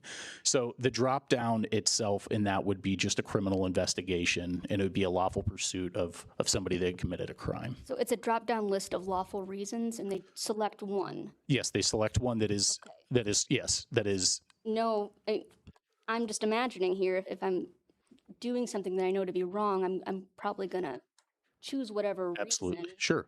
Right? So Sure. how often are you, is the word auditing, did you use the word auditing? Yeah. Sure. How often? It sounds like this, I'm interested in the number of requests, but also, I mean, what kind of energy does that vetting process take? How often are you doing it? The auditing process is done monthly. This is something that we've been reviewing, and it's a little bit easier to focus specifically on what these plates are being ran for now that the sheriff has pushed out a more stringent reason for that. And I think we would all agree that that is a good thing. It makes it my job a lot easier whenever I'm auditing to determine whether or not somebody has searched it, because now I can go into our database, not only at our agency, but also local agencies of which I have access to their report writing. So if a Champaign police officer is using our flock system, I believe they are also required to place in a police or a case number that I can then go into our shared report writing system to determine if they have used it for a lawful reason. So it has made it a lot easier for us to do that and keep it, because we're very close knit now in the amount of people that we're sharing with. And I think those are great steps that the sheriff has moved from a transparency standpoint that I feel like the public would see favorable. Okay, thanks. Oh, I'm sorry. I apologize, Emily. Actually, I do have one more addition to that. So with the transparency efforts that have been presented by Flock has also provided us tools that assist us in better auditing our system. They do have a flagged auditing program, meaning if somebody is searching a certain license plate numerous times. So say if we use the burglary example, and I can mirror this to an inappropriate use would look like as well. But so a burglary suspect, I'm pursuing a burglary suspect. I'm a detective. I got this case and I'm looking for this Nebraska plate. I know who it is. I believe that they live in this area, and I'm trying to determine where they are, if they are still in this area or if they've left our area. It may result in a search of that license plate multiple times. Well, you should provide a good reason for why that is, and the system flags it and says, hey, this is something you might want to question. It does that on its own, and that's something that can be audited, and we can review that to say, well, you searched this 30 times. What's the lawful reason for you doing that? Is that within our policy? Are you still pursuing this person in an active investigation? What's your reason for it? The other side is it would flag, in the instance that you're saying, if somebody was using this inappropriately, it would flag it, and it would also allow us to audit that situation so that we could determine whether or not this is an inappropriate use that needs to be addressed. Along with that, and in addition to that, the sheriff has asked that we now implement a 1% auditing. This is a general endeavor that a lot of the agencies, I believe, are now implementing, and it's a randomized audit. It is not something that is flagged. It is not something that Flock is presented and saying, hey, these are a ton of uses. This is just a randomized 1% of all Flock uses within the sheriff's office, so that we can audit it just at random, so that if something doesn't pop up, we at least have a sample of the uses that we have verified that these are all lawful uses. Thanks. And what does training look like? Training for Flock, well, Flock is very similar to any other easy use software. It does not, it's very user friendly. It is not something that you would take an abundance of training. It is something that is trained in our field training program as a sit down. There's, to my understanding, they've walked us through when we initially got the software, and it has been just a train the trainer type situation where we have used and have gone over in our field training what the proper uses are, and there's a policy related to that that is quite clearly defined. So the auditing process you described, is that ever explained to officers, or? Yes, so we are in the process, because this is a new rollout with some of these new additions. That is a part of my undertaking is ensuring that all of our deputies are well aware of this. I don't think any of them would ever push back on it. I think it's a great tool that we use on a regular basis to solve a lot of crimes in this community. So they are very willing to, obviously they're good actors. They do not we've found no instances where we've used this inappropriately. They're doing so and are very willing to make any accommodations to make sure that we're doing that right. Thank you. I've still got a few more. I'm sorry. So these are more for, I guess, Dustin. So,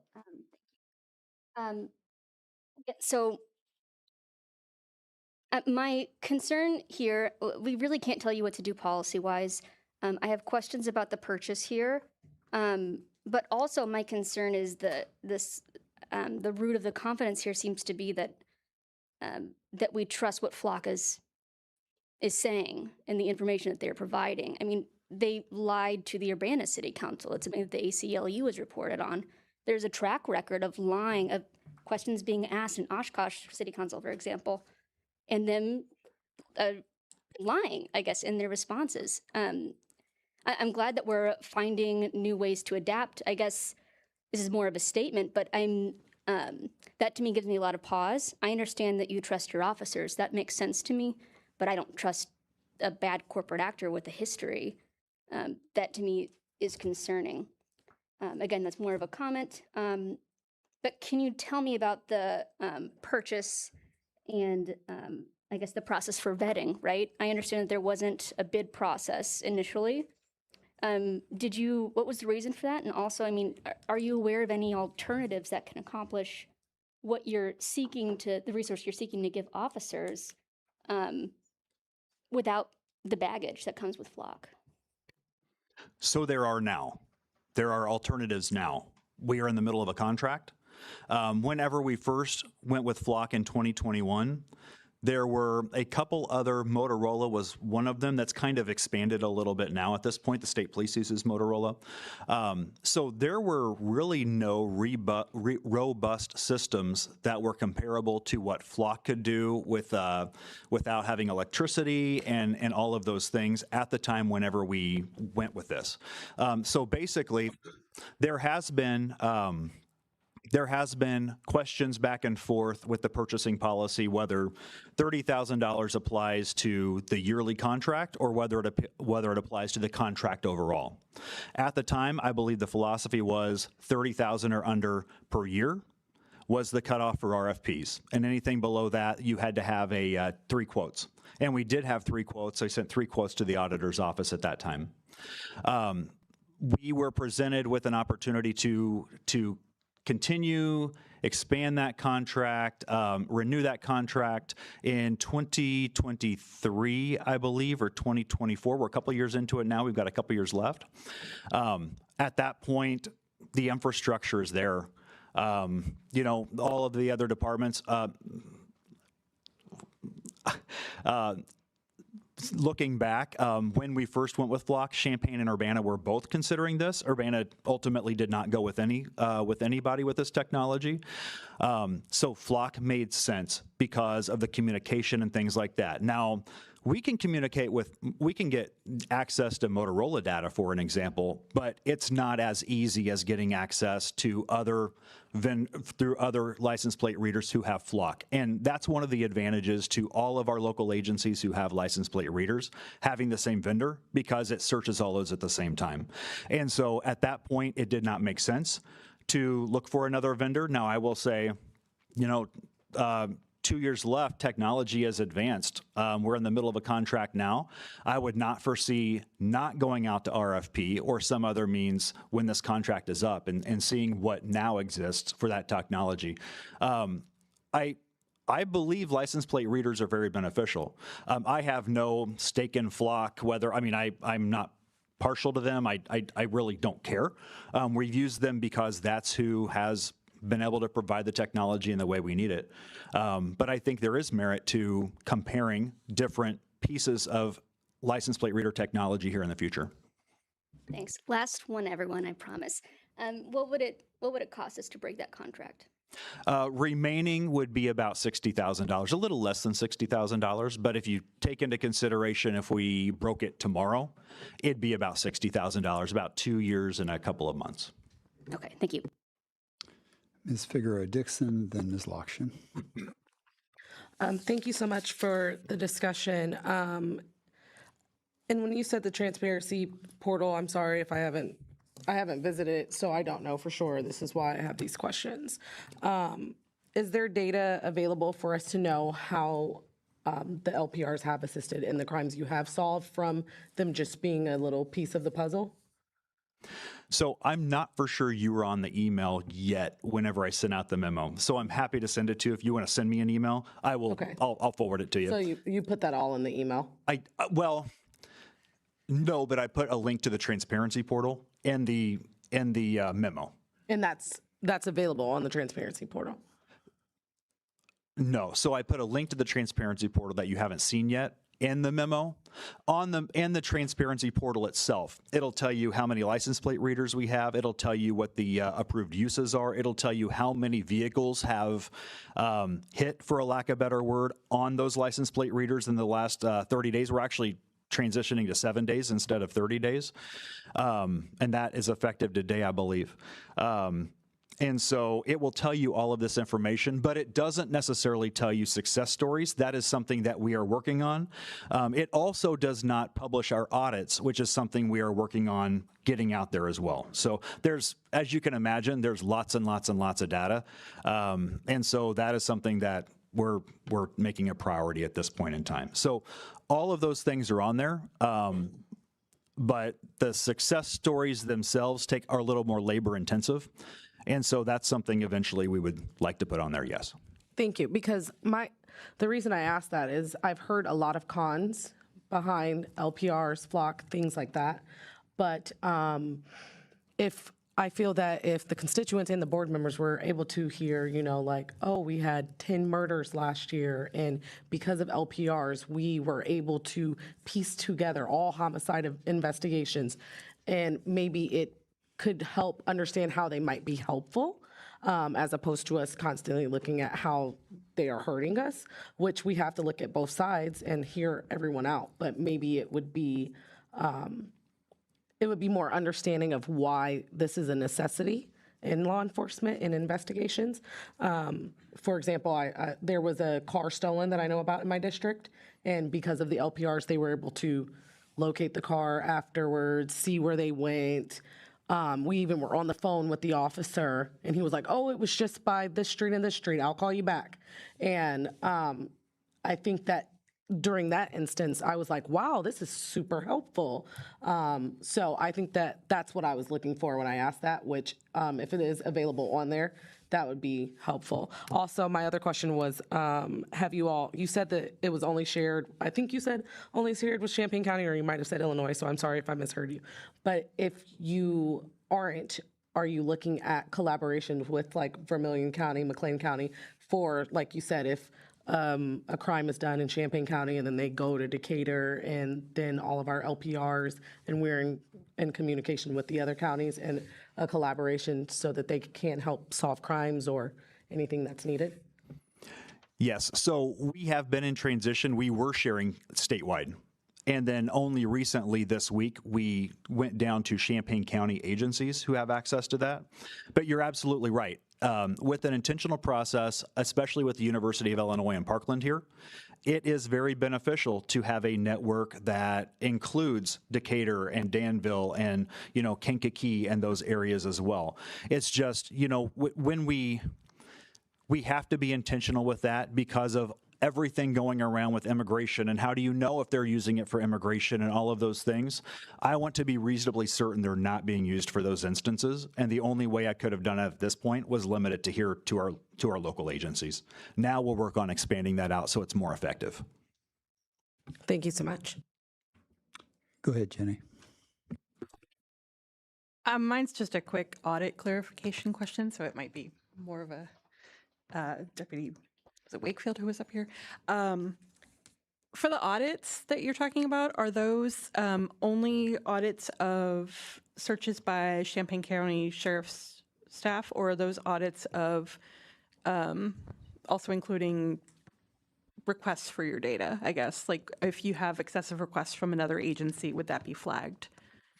So yes, so they are two different audits, but we can get all of that information. And the problem that we had seen with a lot of agencies is that they may have a free form to be able to type something in as opposed to our drop down, or they may have a weird code that they would type in that we wouldn't know exactly what that meant, which is why we are now requiring from that drop down, even outside agencies would have to put why they are searching that data based on the information that we're requesting from them, not necessarily a free form. So yes, you're absolutely right. But yes, and I've actually, I mean, I know that the trust with Flock is not very good with some, but I have actually we have ran an internal and external audit this week, and I've also asked Flock for that data as well, so we can compare and see how they compare. It's a lot of information. It's going to take us a little while, but that's something we're looking into. Oh, thank you. I appreciate that you're doing that work.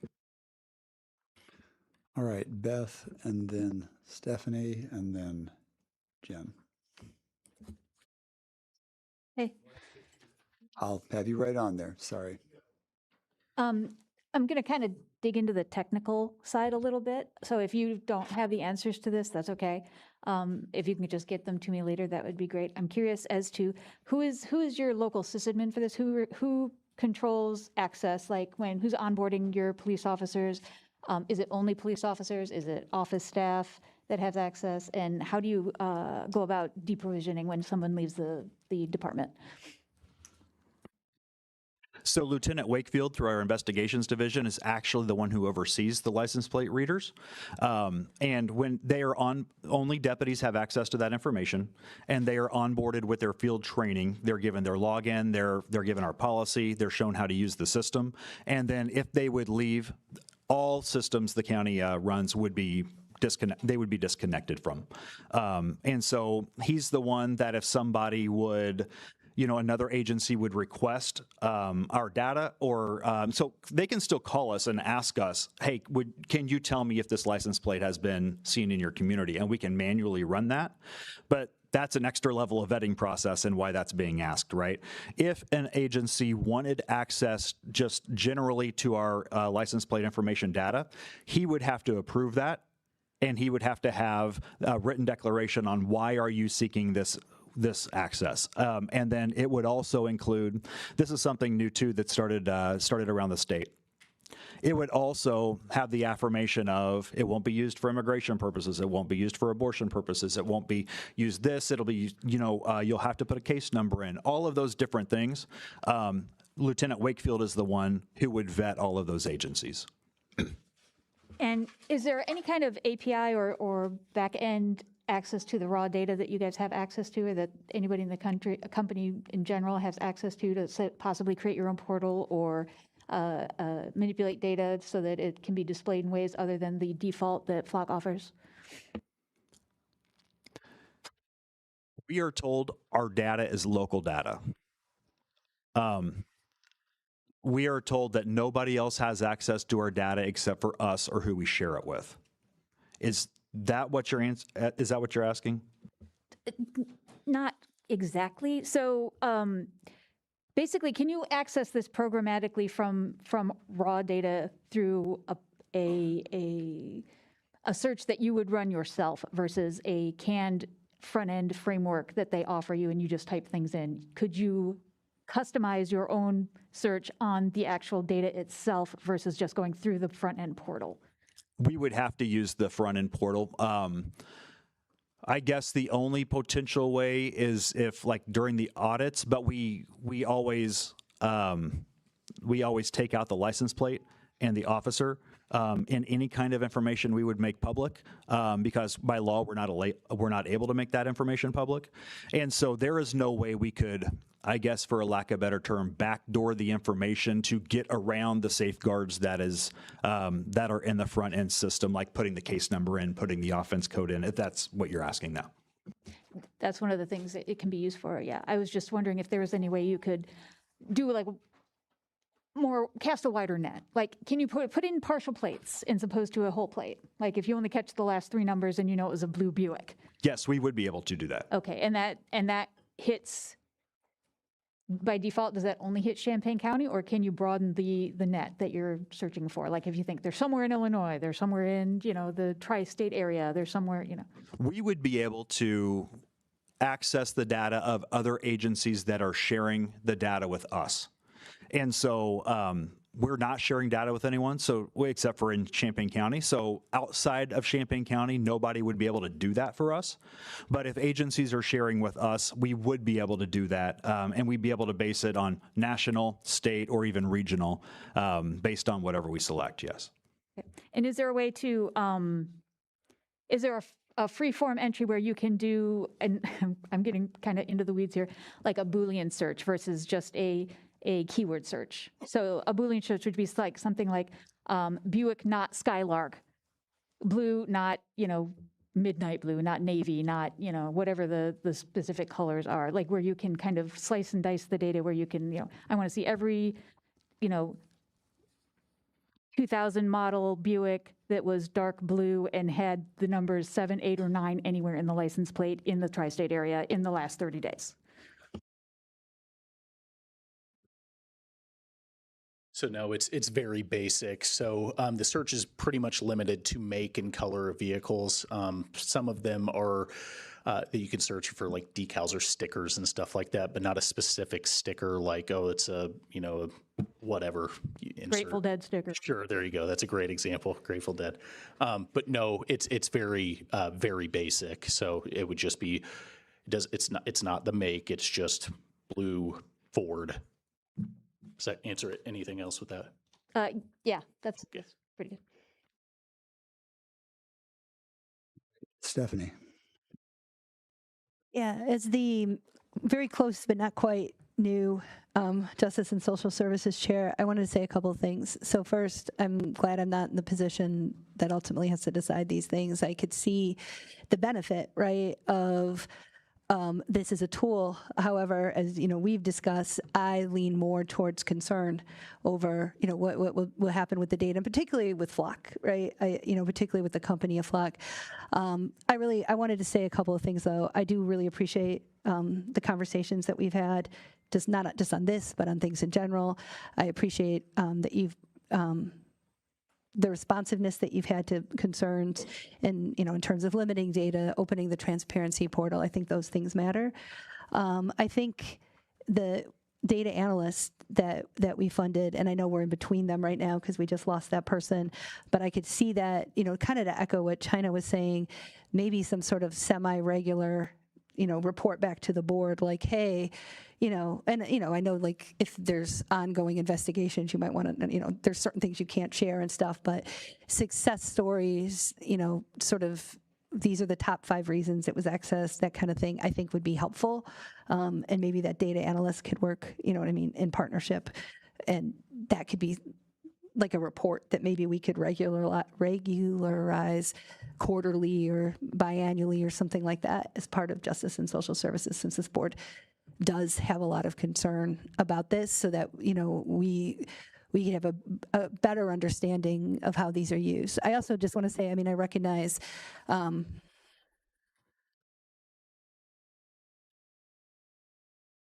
I'm going to stop there. But yeah, I just wanted to kind of say where I was on the issue, because I do think that's important. But also, I just hope that we can continue to be in conversation, which I'm confident that we can be. We've been in conversation about a lot of things, and I think we've reached some really good solutions, and I think that this is very useful. So I think let's just continue this going forward. Jenny.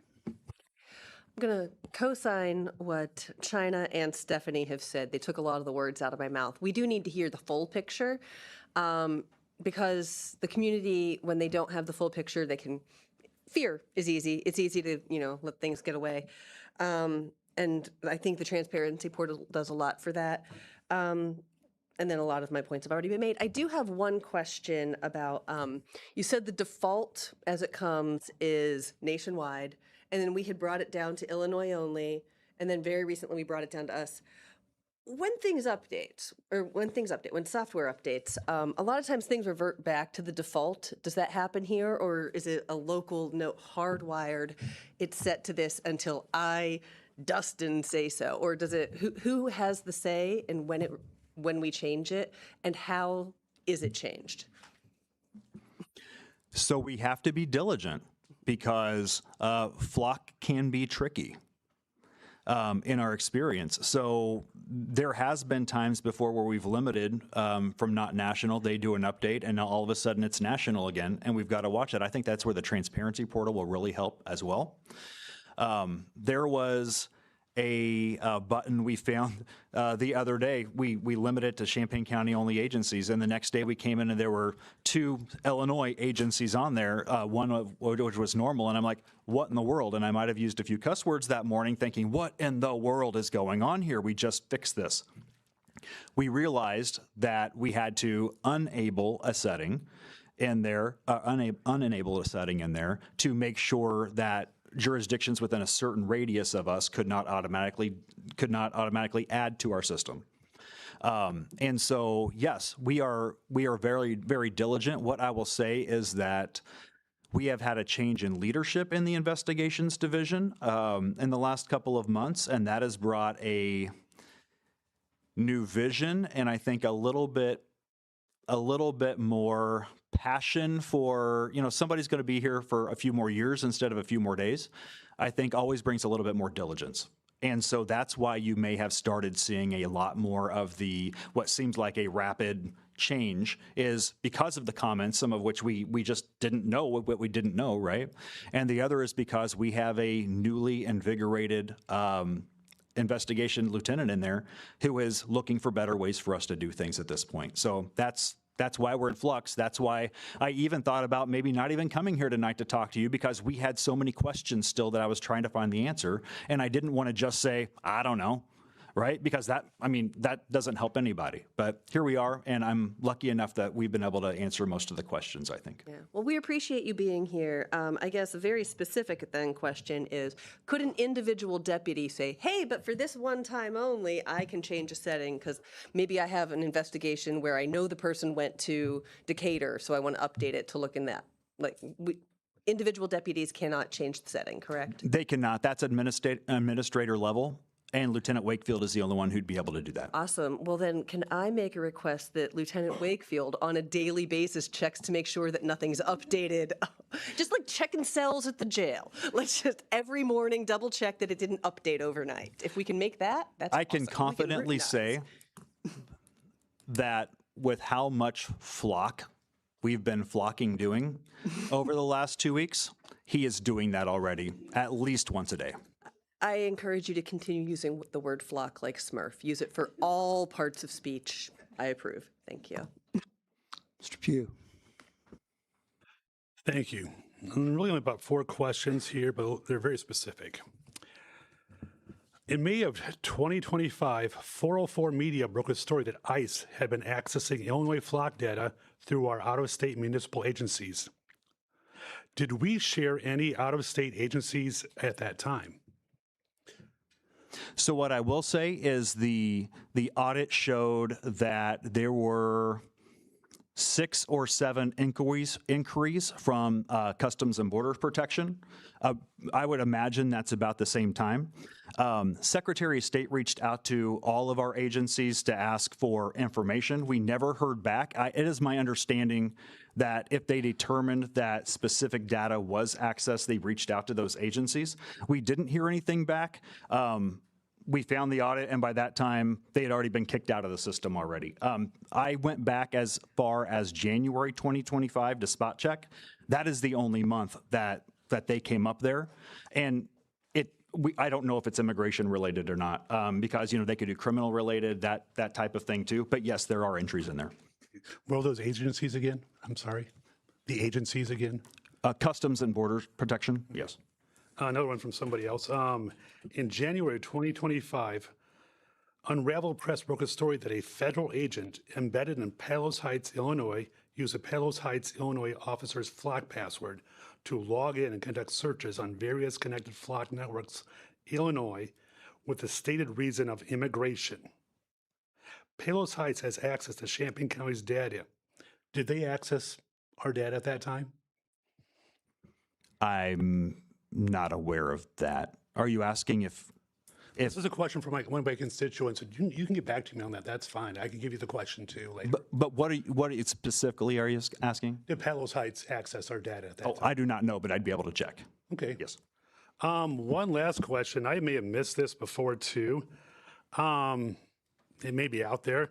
I and other board members would like a map of where our flock cameras are in Champaign County. When can you provide that?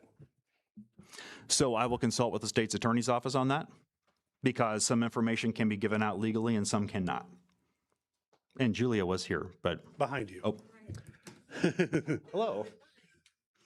Do you have an answer right now, or do you want to research it? Okay. We'll get back to you. Yeah.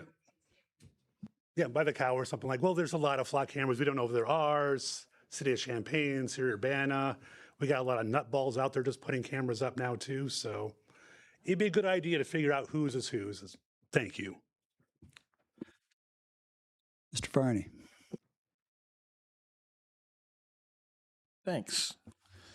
So a lot of my questions have already been answered, and I appreciate that. So I just want to make sure I'm understanding this correctly. So say 3-4 months ago, a case number was not required on each search, but that is now something that we have to do here in Champaign County. Our deputies have to do that now, but that is a change from previous practice.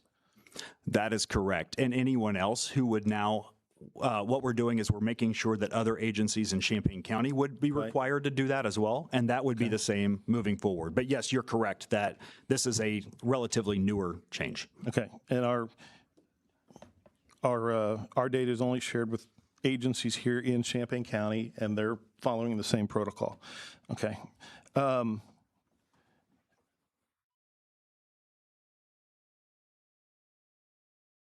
Sorry about that. I felt like somebody was standing behind me for a second there. Lost my train of thought there. Okay. So agencies that we have access to, not necessarily that we're sharing with, but the agencies that we have access to, is it the same procedure like if we're accessing Macon County, for example? Our deputies have to put in a case number on that, or is it dependent on the local agency's rules and how they've set it up? We would have to put in our case number because we're requiring it for our processes. They may not, I believe that the flock vendor is requiring that of everyone now. I'm not for sure on that, but because it's our process, whether or not that other agency requires it or not, we would have to put that in. Okay. Do you remember what is our annual contract cost on this? It's about $27,000 each year. Okay. Yes. All right. And then does that come from your services line, professional services or something like that, contracts and services? No, it comes from a specialty fund. Okay. Yes. It's coming out of a specialty fund, not the general fund? That's correct. Okay. Okay. All right. And then when you're deciding on where these cameras go, what's your thought process on that? How do you decide where a camera goes? Like, are you looking at data that says, oh, this is an area that we need to have more concentration? And the reason I ask is, okay, I live in St. Joe. There's one down the street from it. I'm like, seriously, you're getting all the kids that are on their scooters and that's about it. How are you deciding where these cameras end up? Captain or lieutenant? I love putting Brad on the spot, so that's great.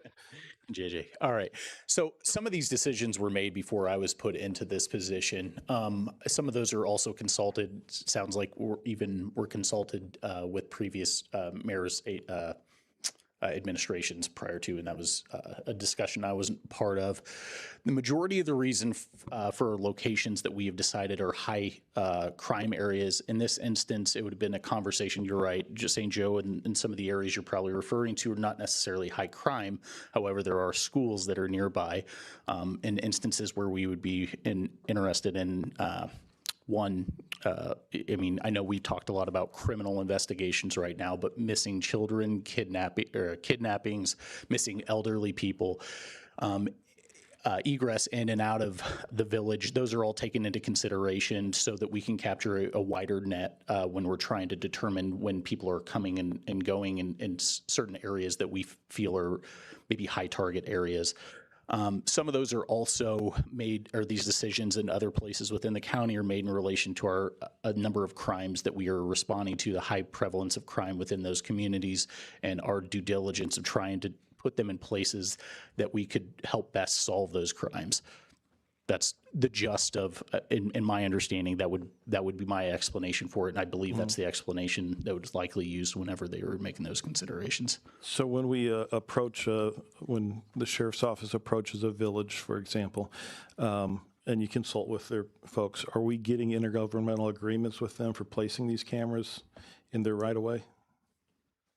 Yes, so they're all permitted. So especially when we use with the state specifically, the state, you have to request permitting for them to put them near their roadways. Again, this I could probably get back to you on what our contracts or what that conversation look like, so that you guys can have that information if you would like. Again, I'd be happy to collect that. I don't have a great answer for you right now in that conversation. Okay, and then I think my last question on the transparency portal, something that I noticed on there. One of the things on the transparency portal, when you go through it, lists prohibited uses. One of them is traffic enforcement. Yet when you look at the top offense types, it says traffic infraction is one of the top 5 things that it's used for. What's the difference between the two? So I think people, when they have the most pushback for Flock and they think that people are using it in ways that are that they would rather not be used. They want it not to be. So if you have you're driving on a suspended license, we're not out looking for people that are driving on suspended license. Traffic infraction it's most the times, I would say the majority of our times, in act of a criminal investigation. We're searching for somebody that, say there's a DUI driver. We typically make your own cases for people that are driving DUI and they are in a certain area, and we're utilizing that resource to determine where exactly they've gone. So if we found one that was entering St. Joe, we'd utilize our Flock database to see, or they were traveling eastbound on 74 towards St. Joe. It might be an instance where we would utilize that event or case number to determine whether or not somebody was in that area, and if we could locate them to try to get them to pull over. Okay. All right, thank you, appreciate it. Ms. Furtado. I had just one quick follow-up question. If there was a federal subpoena for the data, would we have to fulfill that, or would Flock, outside of our control, be able to fulfill that subpoena?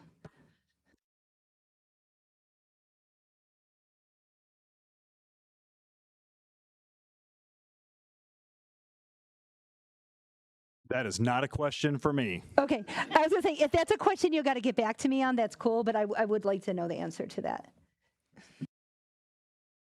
All right, Ms. Arias, then Mr. Pugh.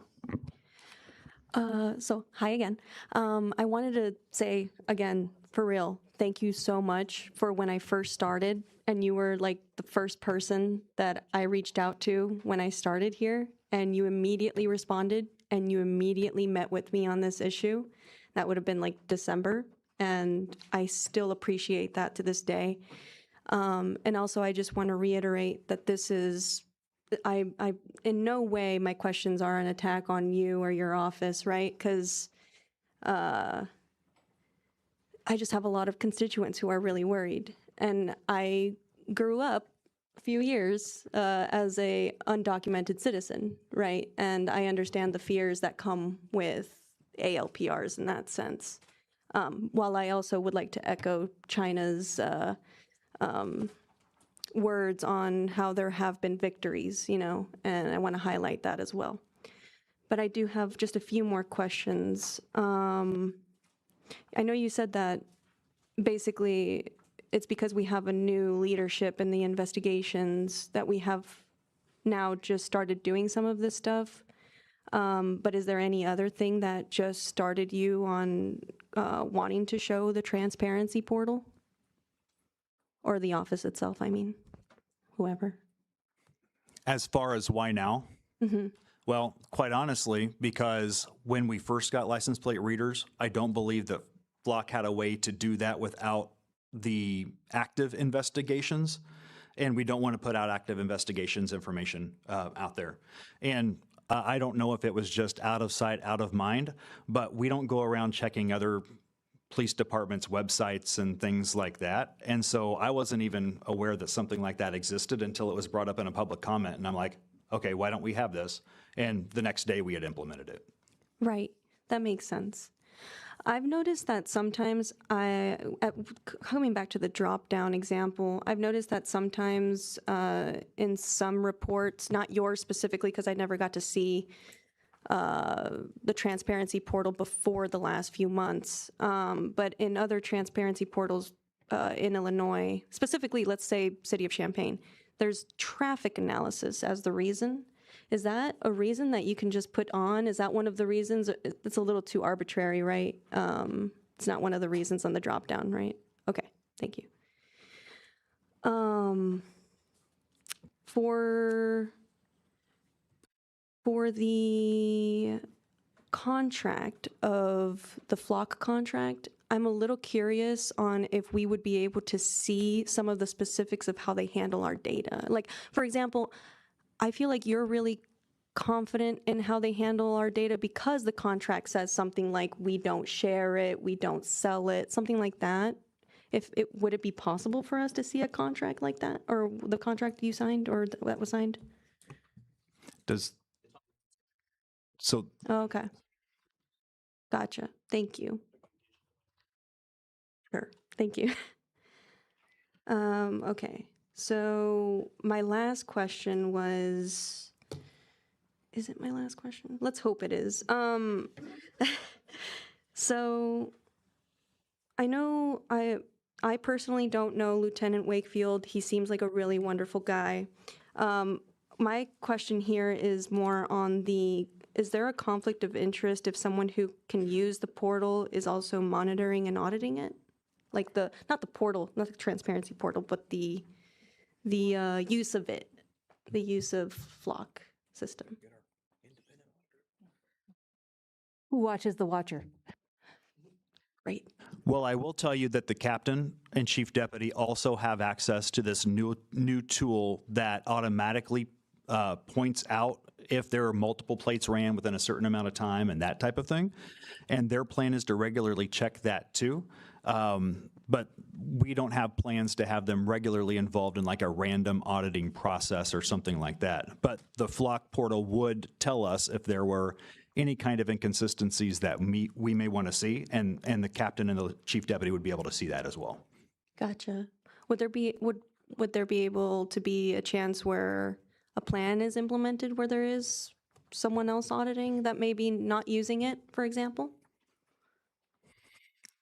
Who has licensure to be able to at least look at it but not use it? I suppose. Okay. I think that's it for now. And again, I appreciate you coming out here. Thank you. Mr. Pugh. Thank you. Going back to the question of the map, is it possible by the committee of the whole next board meeting that we can get, a map of where these cameras are? And if not, a very detailed explanation why we can't? That will be up to the state's attorney's office, but if they have no issue with it, then yes, absolutely. Well, if not, please come back and tell us why. It'd be very beneficial to the board. Thank you. Mr. Fava. Thank you. And thank you, Sheriff. Thank you, Lieutenant, for being here. Lieutenant, congrats again on 15 years of service. Most of my questions have already been answered. I really appreciate your diligence here. It's clear you guys are taking this very seriously. I was looking through the memo. I really appreciated the success stories. It gives me a better idea of how this is actually being used. But there is just 4 of them in there. And we have had these cameras for 5 years now, right? 21 is when they were first installed. I know it's already been asked, but can you specifically commit to sharing with us the number of cases over the course of these 5 years that these LPRs have been involved in? So no, but we can going forward, because Okay. there is an option now in our CAD system that we can click LPR was used as a result of whatever the ultimate outcome was, and that will make it much more easy to track. This is based on what we could remember over the last 5 years. Moving forward, it will be a much easier to see how LPRs were used, what the results were. For better or worse, it'll also record whether, LPR information was used and nothing happened as a result of that. So we'll be able to see all of that, yes. Great. Okay. That will be good to have. I also wanted to ask about, could you articulate specifically the advantage of these cameras over other mechanisms you have. I mean, you gave the example of the triple homicide in Muhammad, and it sounds like an LPR was involved in some way, but I mean, famously, they caught the guy from a 911 call, and there's a Ring camera, footage that was later released. So there's other mechanisms that you have access to as the Sheriff's Department. How are these cameras specifically better than the mechanisms that already exist? I wouldn't necessarily say they're better. I would say that they are another tool that we can use in support of helping victims of crime. And so if I was a victim of a crime, I would want as many resources as available to me for law enforcement to be able to help solve that crime. So whereas Ring cameras may pick up something, that is one piece of the puzzle on a homicide or a case that happens in a neighborhood. That is one piece of the puzzle that we look at. We also look at surveillance cameras that individual homeowners may have. I would say that Ring cameras generally aren't positioned to get a lot of information, like a license plate number. It's also, from my personal experience of having one at my former house, it doesn't even really tell you much about a vehicle that maybe drove down the road or something like that. And so while they can be beneficial, I think it is another piece of information or another piece of the investigation that's available to us right now that can provide an extra piece to that puzzle, if that makes more sense. So I wouldn't necessarily say better or worse. It's just that additional investigative tool. Yes, please. So the license plate reader camera focuses on the license plate.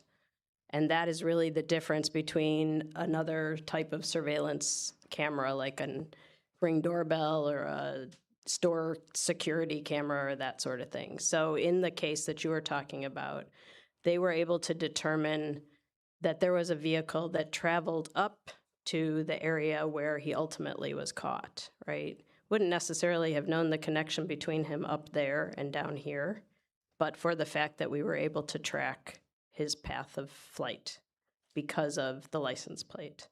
So that's really the difference. So examples of cases where LPRs have been vital to determining who the offender was and catching and being able to prosecute that person. A lot of shootings, a shooting will happen at 2 o'clock in the morning, and we can use LPRs to determine what vehicles left the area based on their plates. Many times lately, we're seeing people calling for ride shares and leaving a scene of a shooting in an Uber or a Lyft and endangering the Lyft driver or the Uber driver.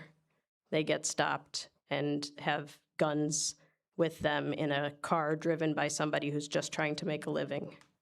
Okay, and that's because of the flock camera being able to catch that license plate and then law enforcement being able to go out and find that car. Stolen vehicles are often located because of LPRs. My car got stolen out from in front of my house.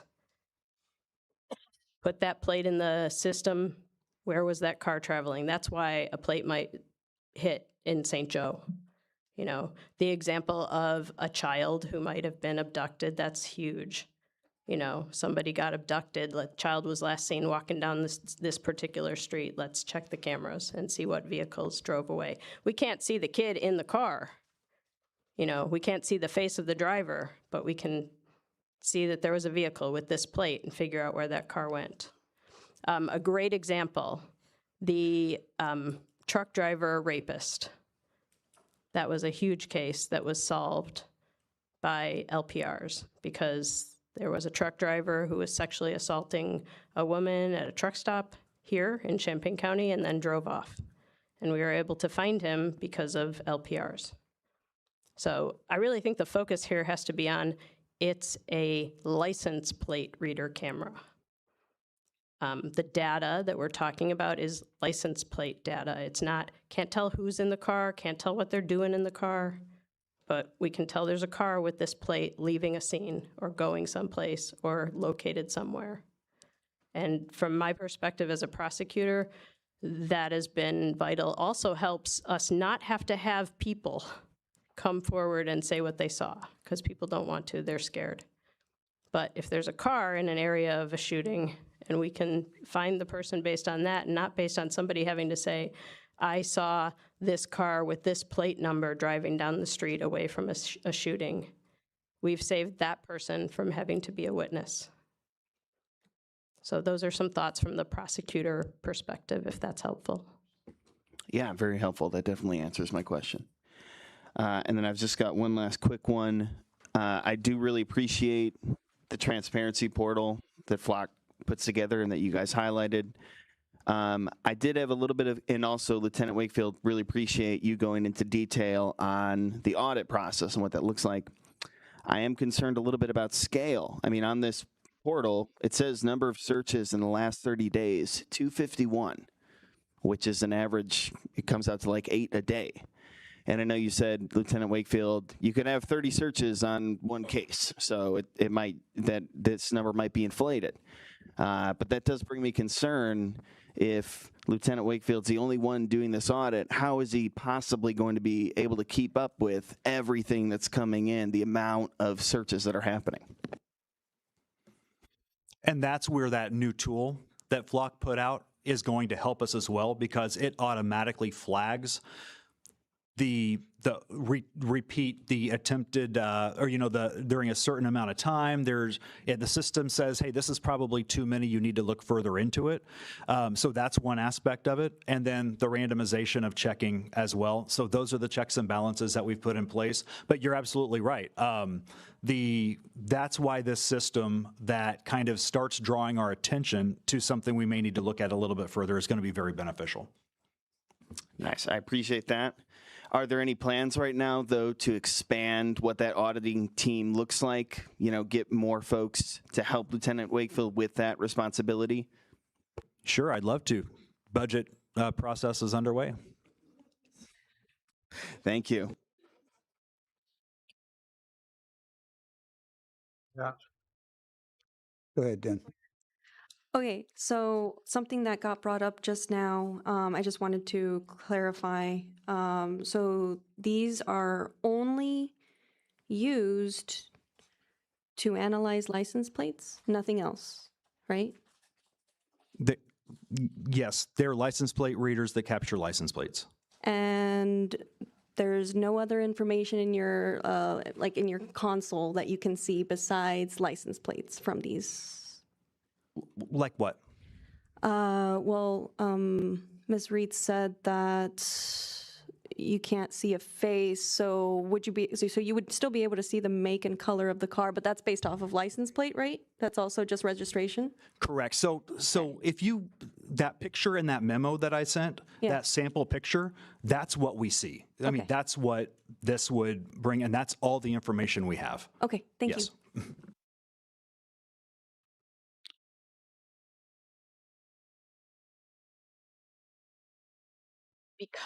Because we can track the car, where it's going, because of the different locations of cameras and also the sharing of data, that also reduces the need to follow a vehicle in a police vehicle, which reduces the risk of a chase. So that's really important. Yep. Any further questions from the board? Seeing none. Dustin, thank you very much. Appreciate you taking the time to talk and provide answers that the board really wants to have. Thank you all. All right, moving on to the consent agenda. Can I get a motion to approve consent? Sullard, second by, who's the whole choice here? I'll go with Barney. We have a motion and a second. Please call the roll. Esri? Yes. Farty? Yes. Fava? Yes. Figueroa Dixon? Yes. Hanover Friedman? Yes. Furtado? Hanover Friedman? Yes. Lakshan? Yes. Pugh? Rodriguez? Sullard? Yes. Finish there not? Yes. Wiggs? Yes. Harris? Yes. Cagle? Yes. Cowart? Yes. Locke. Yes. Motion passes. Can I get a motion to approve the minutes from July 23rd, 2026? Okay, motion from Figueroa Dixon, second from Vanish Theranaut. Is there any discussion? Mr. Esri. Needs to be just basically an addition, I guess I would say, on it's page 4 of the minutes, page 53 of the actual full packet. The proclamation about the courthouse. Mr. Sollard moved, Mr. Farney seconded, Executive Summers read the entire text, and then it has nothing about the vote, which I believe was probably a unanimous voice, I imagine. I didn't truly go through and look at the footage from the last meeting, but that just needs to be added, what the actual vote was. To add what the vote was. All right, we will take care of that. All right, thank you. Anything else? Any further discussion? Hearing none, all in favor, please signify by saying aye. Opposed, same sign. Motion carries. On to standing committees. Summary of action taken at the August 6th ELEC meetings received and placed on file. Would the Chair of ELEC like to make the committee's recommendation for item number 1? Jen? Yes. I move to approve resolution number 2026-216, authorizing an agreement to use the State Farm Center parking lot for a one-day IEPA-sponsored household hazardous waste collection event on September 26th, 2026. There is second. Second by Sollard. Is there discussion? Ms. Locke. I have some in a handy-dandy memo from the best department head ever. Thank you, Mr. Hall, because I could be bonked on the head and still do this job. In April of this year, staff found the IEPA HHW contractor refused to conduct the household hazardous waste event in August due to hot weather concerns, and the contractor proposed alternative dates of September 12th or September 26th. On August 6th of this year, one day after the ELEC meeting, the State Farm Center confirmed that the parking lot was available for September 26th. Mr. Hall is available if you have questions, and I will just add, this is slightly more expensive than Parkland, where we cannot have it, and it is about $1,000 less than Marketplace Mall, which was another option. So this is the option that is the most cost-effective and also available for this well-attended event. Right, further discussion? Mr. Esri. Yeah, just got to add to that. If we would have truly been able to have had a contract at ELEC, we would have voted on it there, and this would have been on consent. But it was we passed it to the full board without recommendation, and it was for either the State Farm Center or out at Marketplace. Marketplace Mall was going to be more expensive by about $1,000, if I remember. Well, fortunately, the next day, State Farm came through, and we were able to get a contract with them. So it worked out like we were hoping, that we were able to have one here ready and available. It's good to be able at least to have a home for it this year. All right, all in favor, please signify by saying aye. Aye. Opposed, same sign. Motion passes. All right, summary of the action taken at the August 7th highway meetings received and placed on file. Summary of action taken at the August 11th Committee of the Whole meeting is received and placed on file. Adoption of Resolution 2026-217 approving an Illinois Emergency Management Mutual Aid System Agreement. Can I have a motion? Motion by Lockshin, second by Figueroa Dixon. Is there discussion? Hearing none, all in favor, please signify by saying aye. Aye. Opposed, same sign. Motion carries. On to finance. Would the finance chair like to make the committee's recommendation for item number 1? I move for adoption of resolution number 2026-218, approving budget amendment BUA 2026-7364, Fund 1080, General Corporate, Department 040, Sheriff, increased appropriations $68,234, increased revenue the same, reason appropriation of insurance reimbursement funds for the purchase of a replacement patrol vehicle. Second. Excuse me. Second by Cagle. Is there discussion? Slokshin. Just a quick point of order. As Mr. Pugh walked out, we're at 15, so we need to make sure we have enough for these votes. need to stay in place, please. Thank you for your observation. Appreciate it. I should have been more attentive after Monday, so. Okay. Will the clerk please call the roll? Esri, Yes. Farney, Yes. Fava, Yes. Figueroa Dixon, Yes. Furtado, Yes. Hanover Friedman, Yes. Lakshin, Yes. Pugh, Rodriguez, Sullard, Yes. Finish there or not, Yes. Wiggs, Yes. Iris, Yes. Cagle, Yes. Cowart, Yes. Locke. Yes. Motion carries. Would the finance chair make the committee's recommendation for item number 2? Move for adoption of resolution number 2026-219, approving budget amendment BUA 2026-7453, Fund 1080, General Corporate, Department 040, Sheriff, increased appropriations 2,090, increased revenue the same, reason appropriation of proceeds from the calendar collaboration. Okay, is there a second? Second by Esri. Discussion. Hearing none, will the clerk please call the roll? Esri, Yes. Farney, Yes. Fava, Yes. Figueroa Dixon, Yes. Furtado, Hanover Friedman, Yes. Lakshin, Yes. Rodriguez, Sullard, Yes. Finish there or not, Yes. Wiggs, Yes. Iris, Yes. Cagle, Yes. Cowart, Yes. Locke. Yes. Thank you. Motion passes. Will the finance chair make the committee's recommendation for item number 3? A move for adoption of resolution number 2026-220, approving budget amendment BUA 2026-830, Fund 2500, County Grant Fund, Department 075, General County, increased appropriations $41,166.78, increased revenue the same, reason appropriation of additional funds received for the Firearm Safe Storage Strategies Grant. Can I have a second? All right, second, second by Wiggs.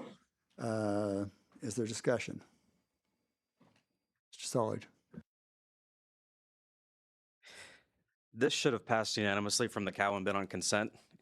It's disgusting and ironic that somebody thought it would be funny to vote no on firearm safe storage when that night a 4-year-old, yeah, have fun, a 4-year-old accessed an unsafely stored firearm and was killed. That's the sort of message you're sharing with your constituents. In your district, by the way. Thank you, Mr. Sullard. All right, will the clerk please call the roll? Esri, Yes. Farney, Yes. Fava, Yes. Absolutely yes. Furtado, Yes. Hanover Friedman, Yes. Lakshin, Yes. Pugh, Rodriguez, Sexton, Sullard, Yes. Finish there or not, Yes. Wiggs, Yes. Iris, Yes. Cagle, Yes. Cowart, Yes. Locke. Yes. Motion passes. I will remind the board that the public expects us to be professional in our comportment and make sure that we are respectful. Will the finance chair make the committee's recommendation for item number 4?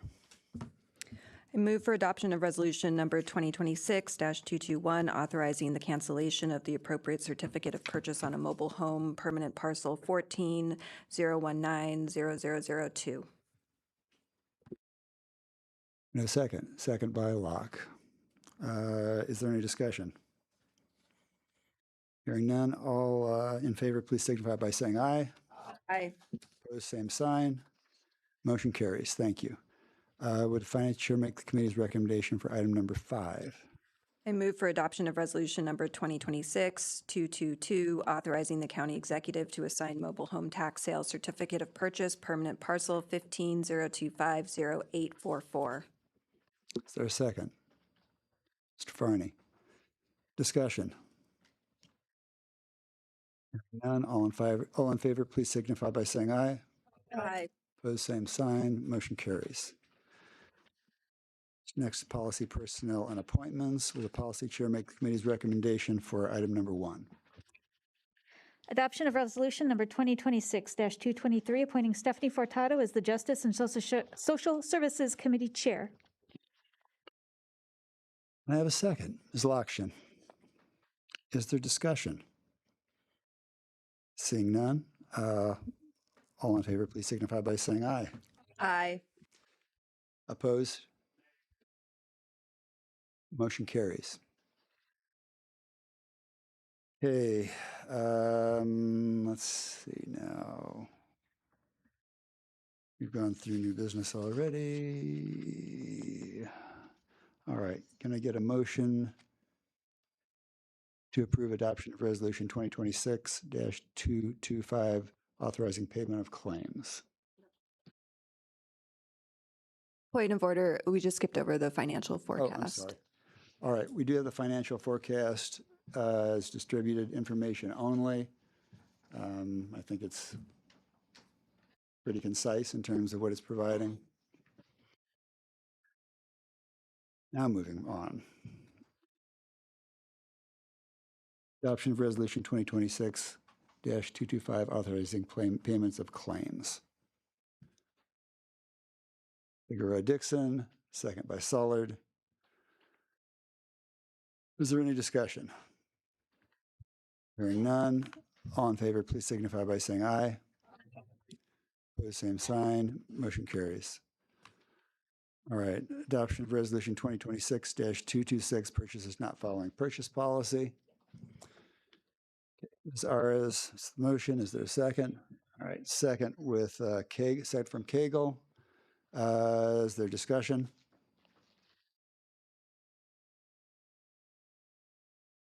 Go ahead, Ellie.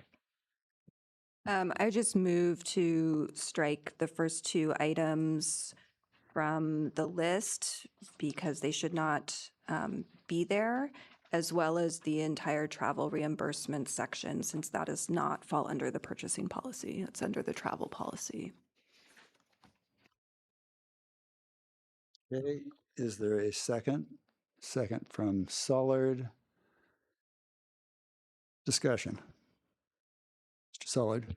I would just ask if Ellie or Michelle or someone can put on the record to explain why those should be stricken.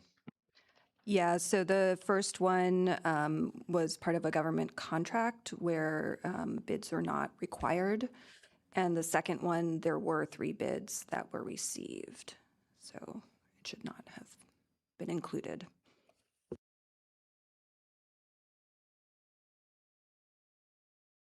Yeah, I mean, travel it does not fall under the purchasing policy, so it should not be part of this list. It's its own travel policy. Other questions, comments? Hearing none, all in favor, please signify by saying aye. Aye. The same sign. Motion carries. Can I get a motion to approve the invitation to bid 2026-00? Point of order, yeah. Sorry, go ahead. That was voting on the amendment. Can we vote on it I'm as sorry. amended? Yes. All in favor of the amendment that was put forward by Ellie, please signify by saying aye. Aye. Opposed, same sign. All right, all in favor of the amended amended resolution. Thank you. Please signify by saying aye. Aye. Opposed, same sign. Motion carries. All right, now, can I get a motion to approve the release invitation to bid 2026-005 Champaign County Courtroom F renovation project? Motion by Benish Thurnaut, second by, guys are making it hard. I'll go second by Cagle. I can't tell if John's reading or if he's, all right. Is there discussion? Go ahead. Just to reiterate something we discussed in caucus, that this is not new funding. We're not adding funding for this. It is just reallocating existing funding per the judge's request. And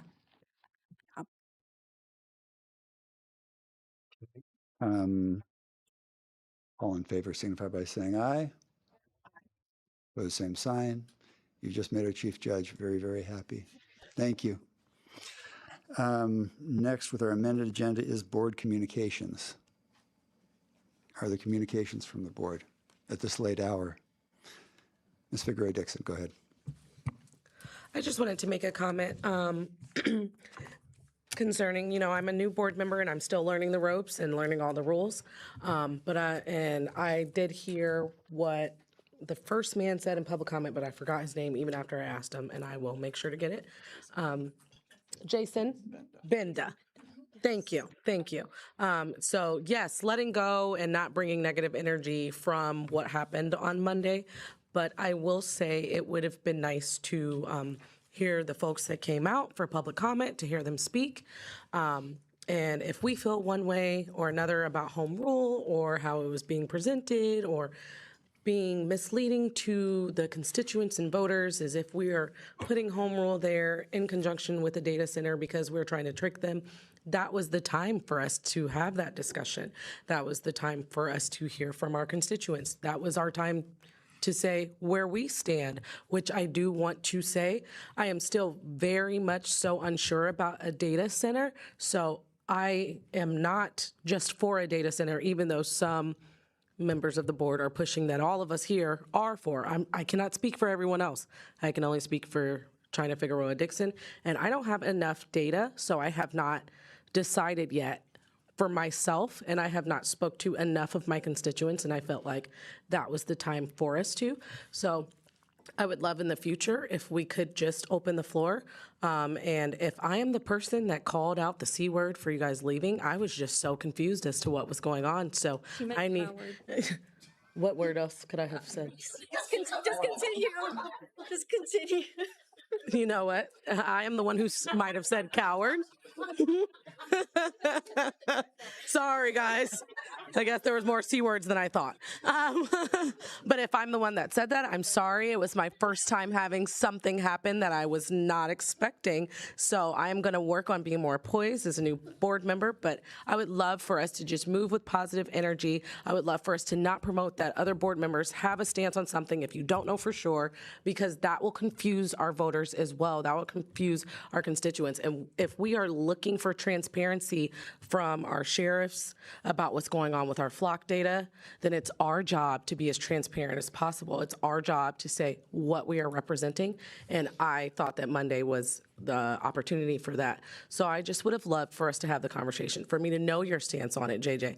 And you know what? I commend you. I've never been able to get people to get up and leave a room, but I did say to Den, if I got up and ran, I'm sure all of you guys would, because everybody would think it was time to run. So, but other than that, I thought it was business time. So I just wanted to make that comment and let my constituents know.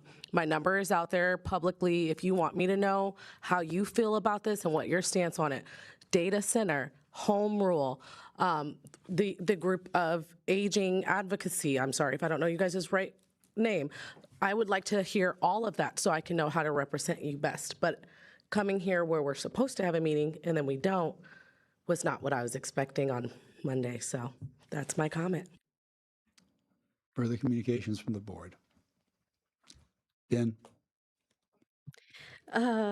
So if you live in Champaign County, which I imagine you do because you are watching this, and have questions or concerns about AI data centers finding their way to the county, join 2 members of the Champaign County Board's Data Center Activity Task Force for an online discussion and Q&A this Saturday.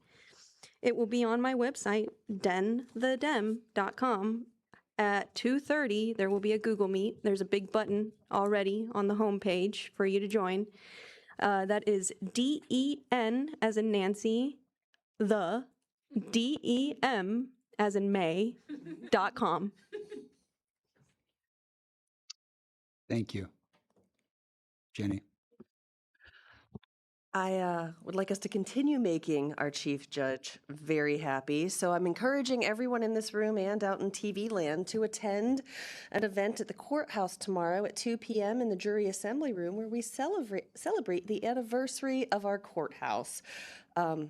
Yours truly will get to read the proclamation that we passed last month, and it's going to be a big event with all of the people on Lincoln Legacy. Anybody that really cares about the courthouse is going to be there, and they really would like to have as many board members as possible there in the jury assembly room at 2 p.m.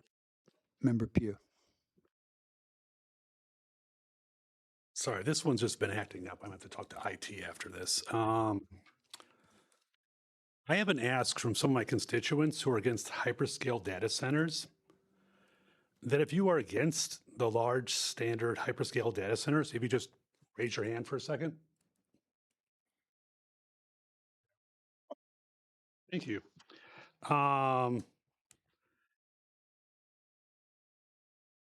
Shush. That was our question. We're moving on now. Thank you very much. Make your comments, Mr. Pugh. I'm moving on. Thank you.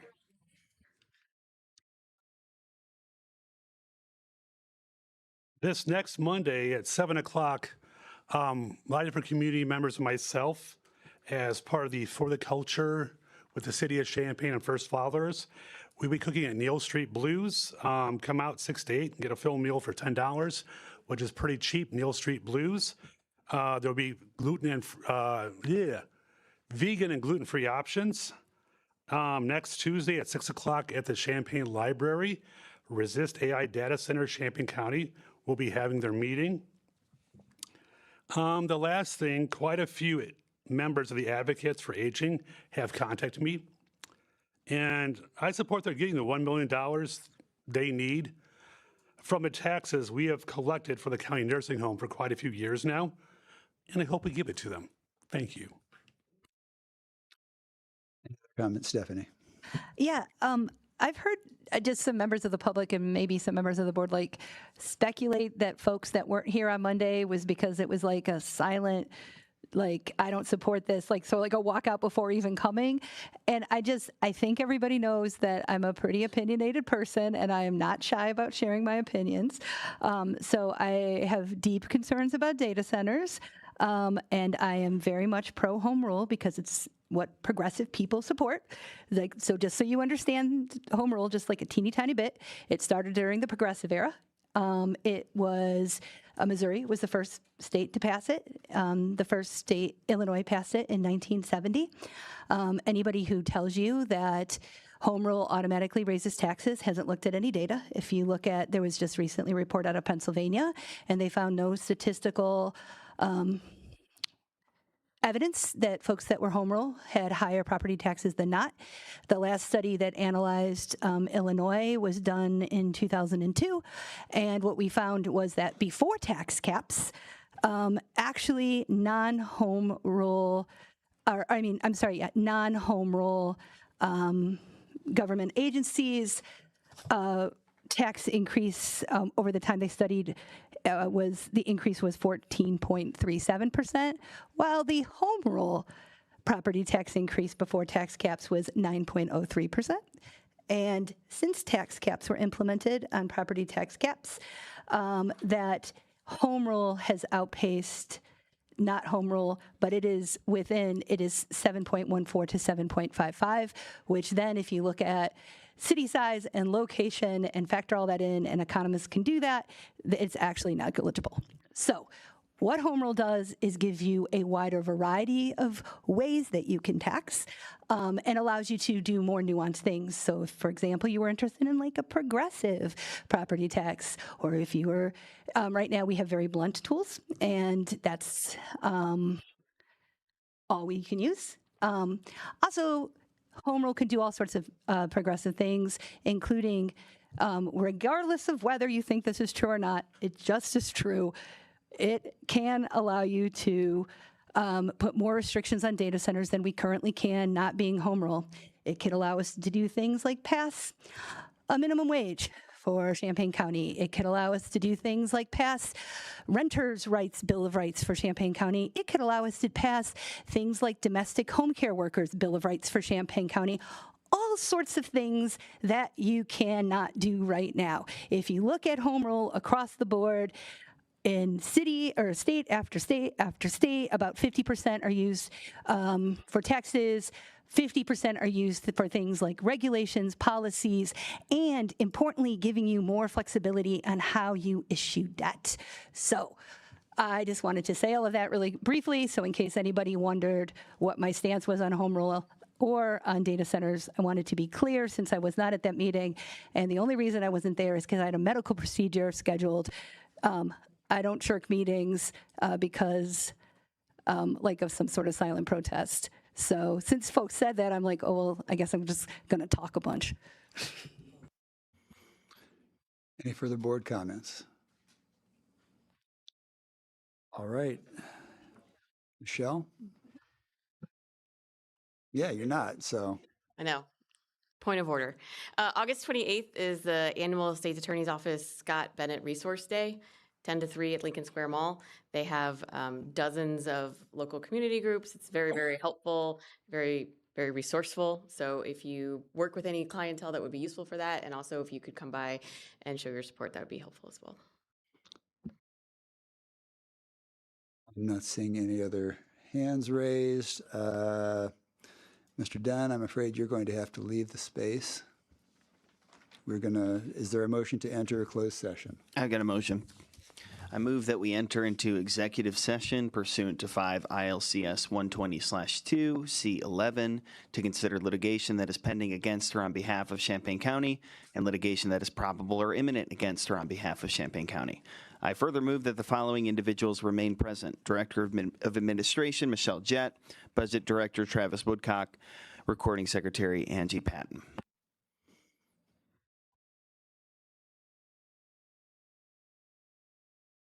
Yeah, he's going to do the. Oh, he's going to do the. Okay. All right. All I right. We have a second. motion. I and second. A second by. But also noting that Travis is not here. Yes. All right. We have a motion and a second. Is there any discussion? Hearing none. Will the clerk please call the roll? Esri. Yes. Farty. Yes. Yes. Figueroa Dixon. Yes. Furtado. Hanover Friedman. Yes. Lokshin. Yes. Pugh. Yes, I'm switching these. Rodriguez. Yes. Solard. Yes. Benish Theodore. Yes. Wiggs. Yes. Aris. Yes. Cagle. Yes. Cowart. Yes. Locke. Yes. All right. Really wasn't trying to get rid of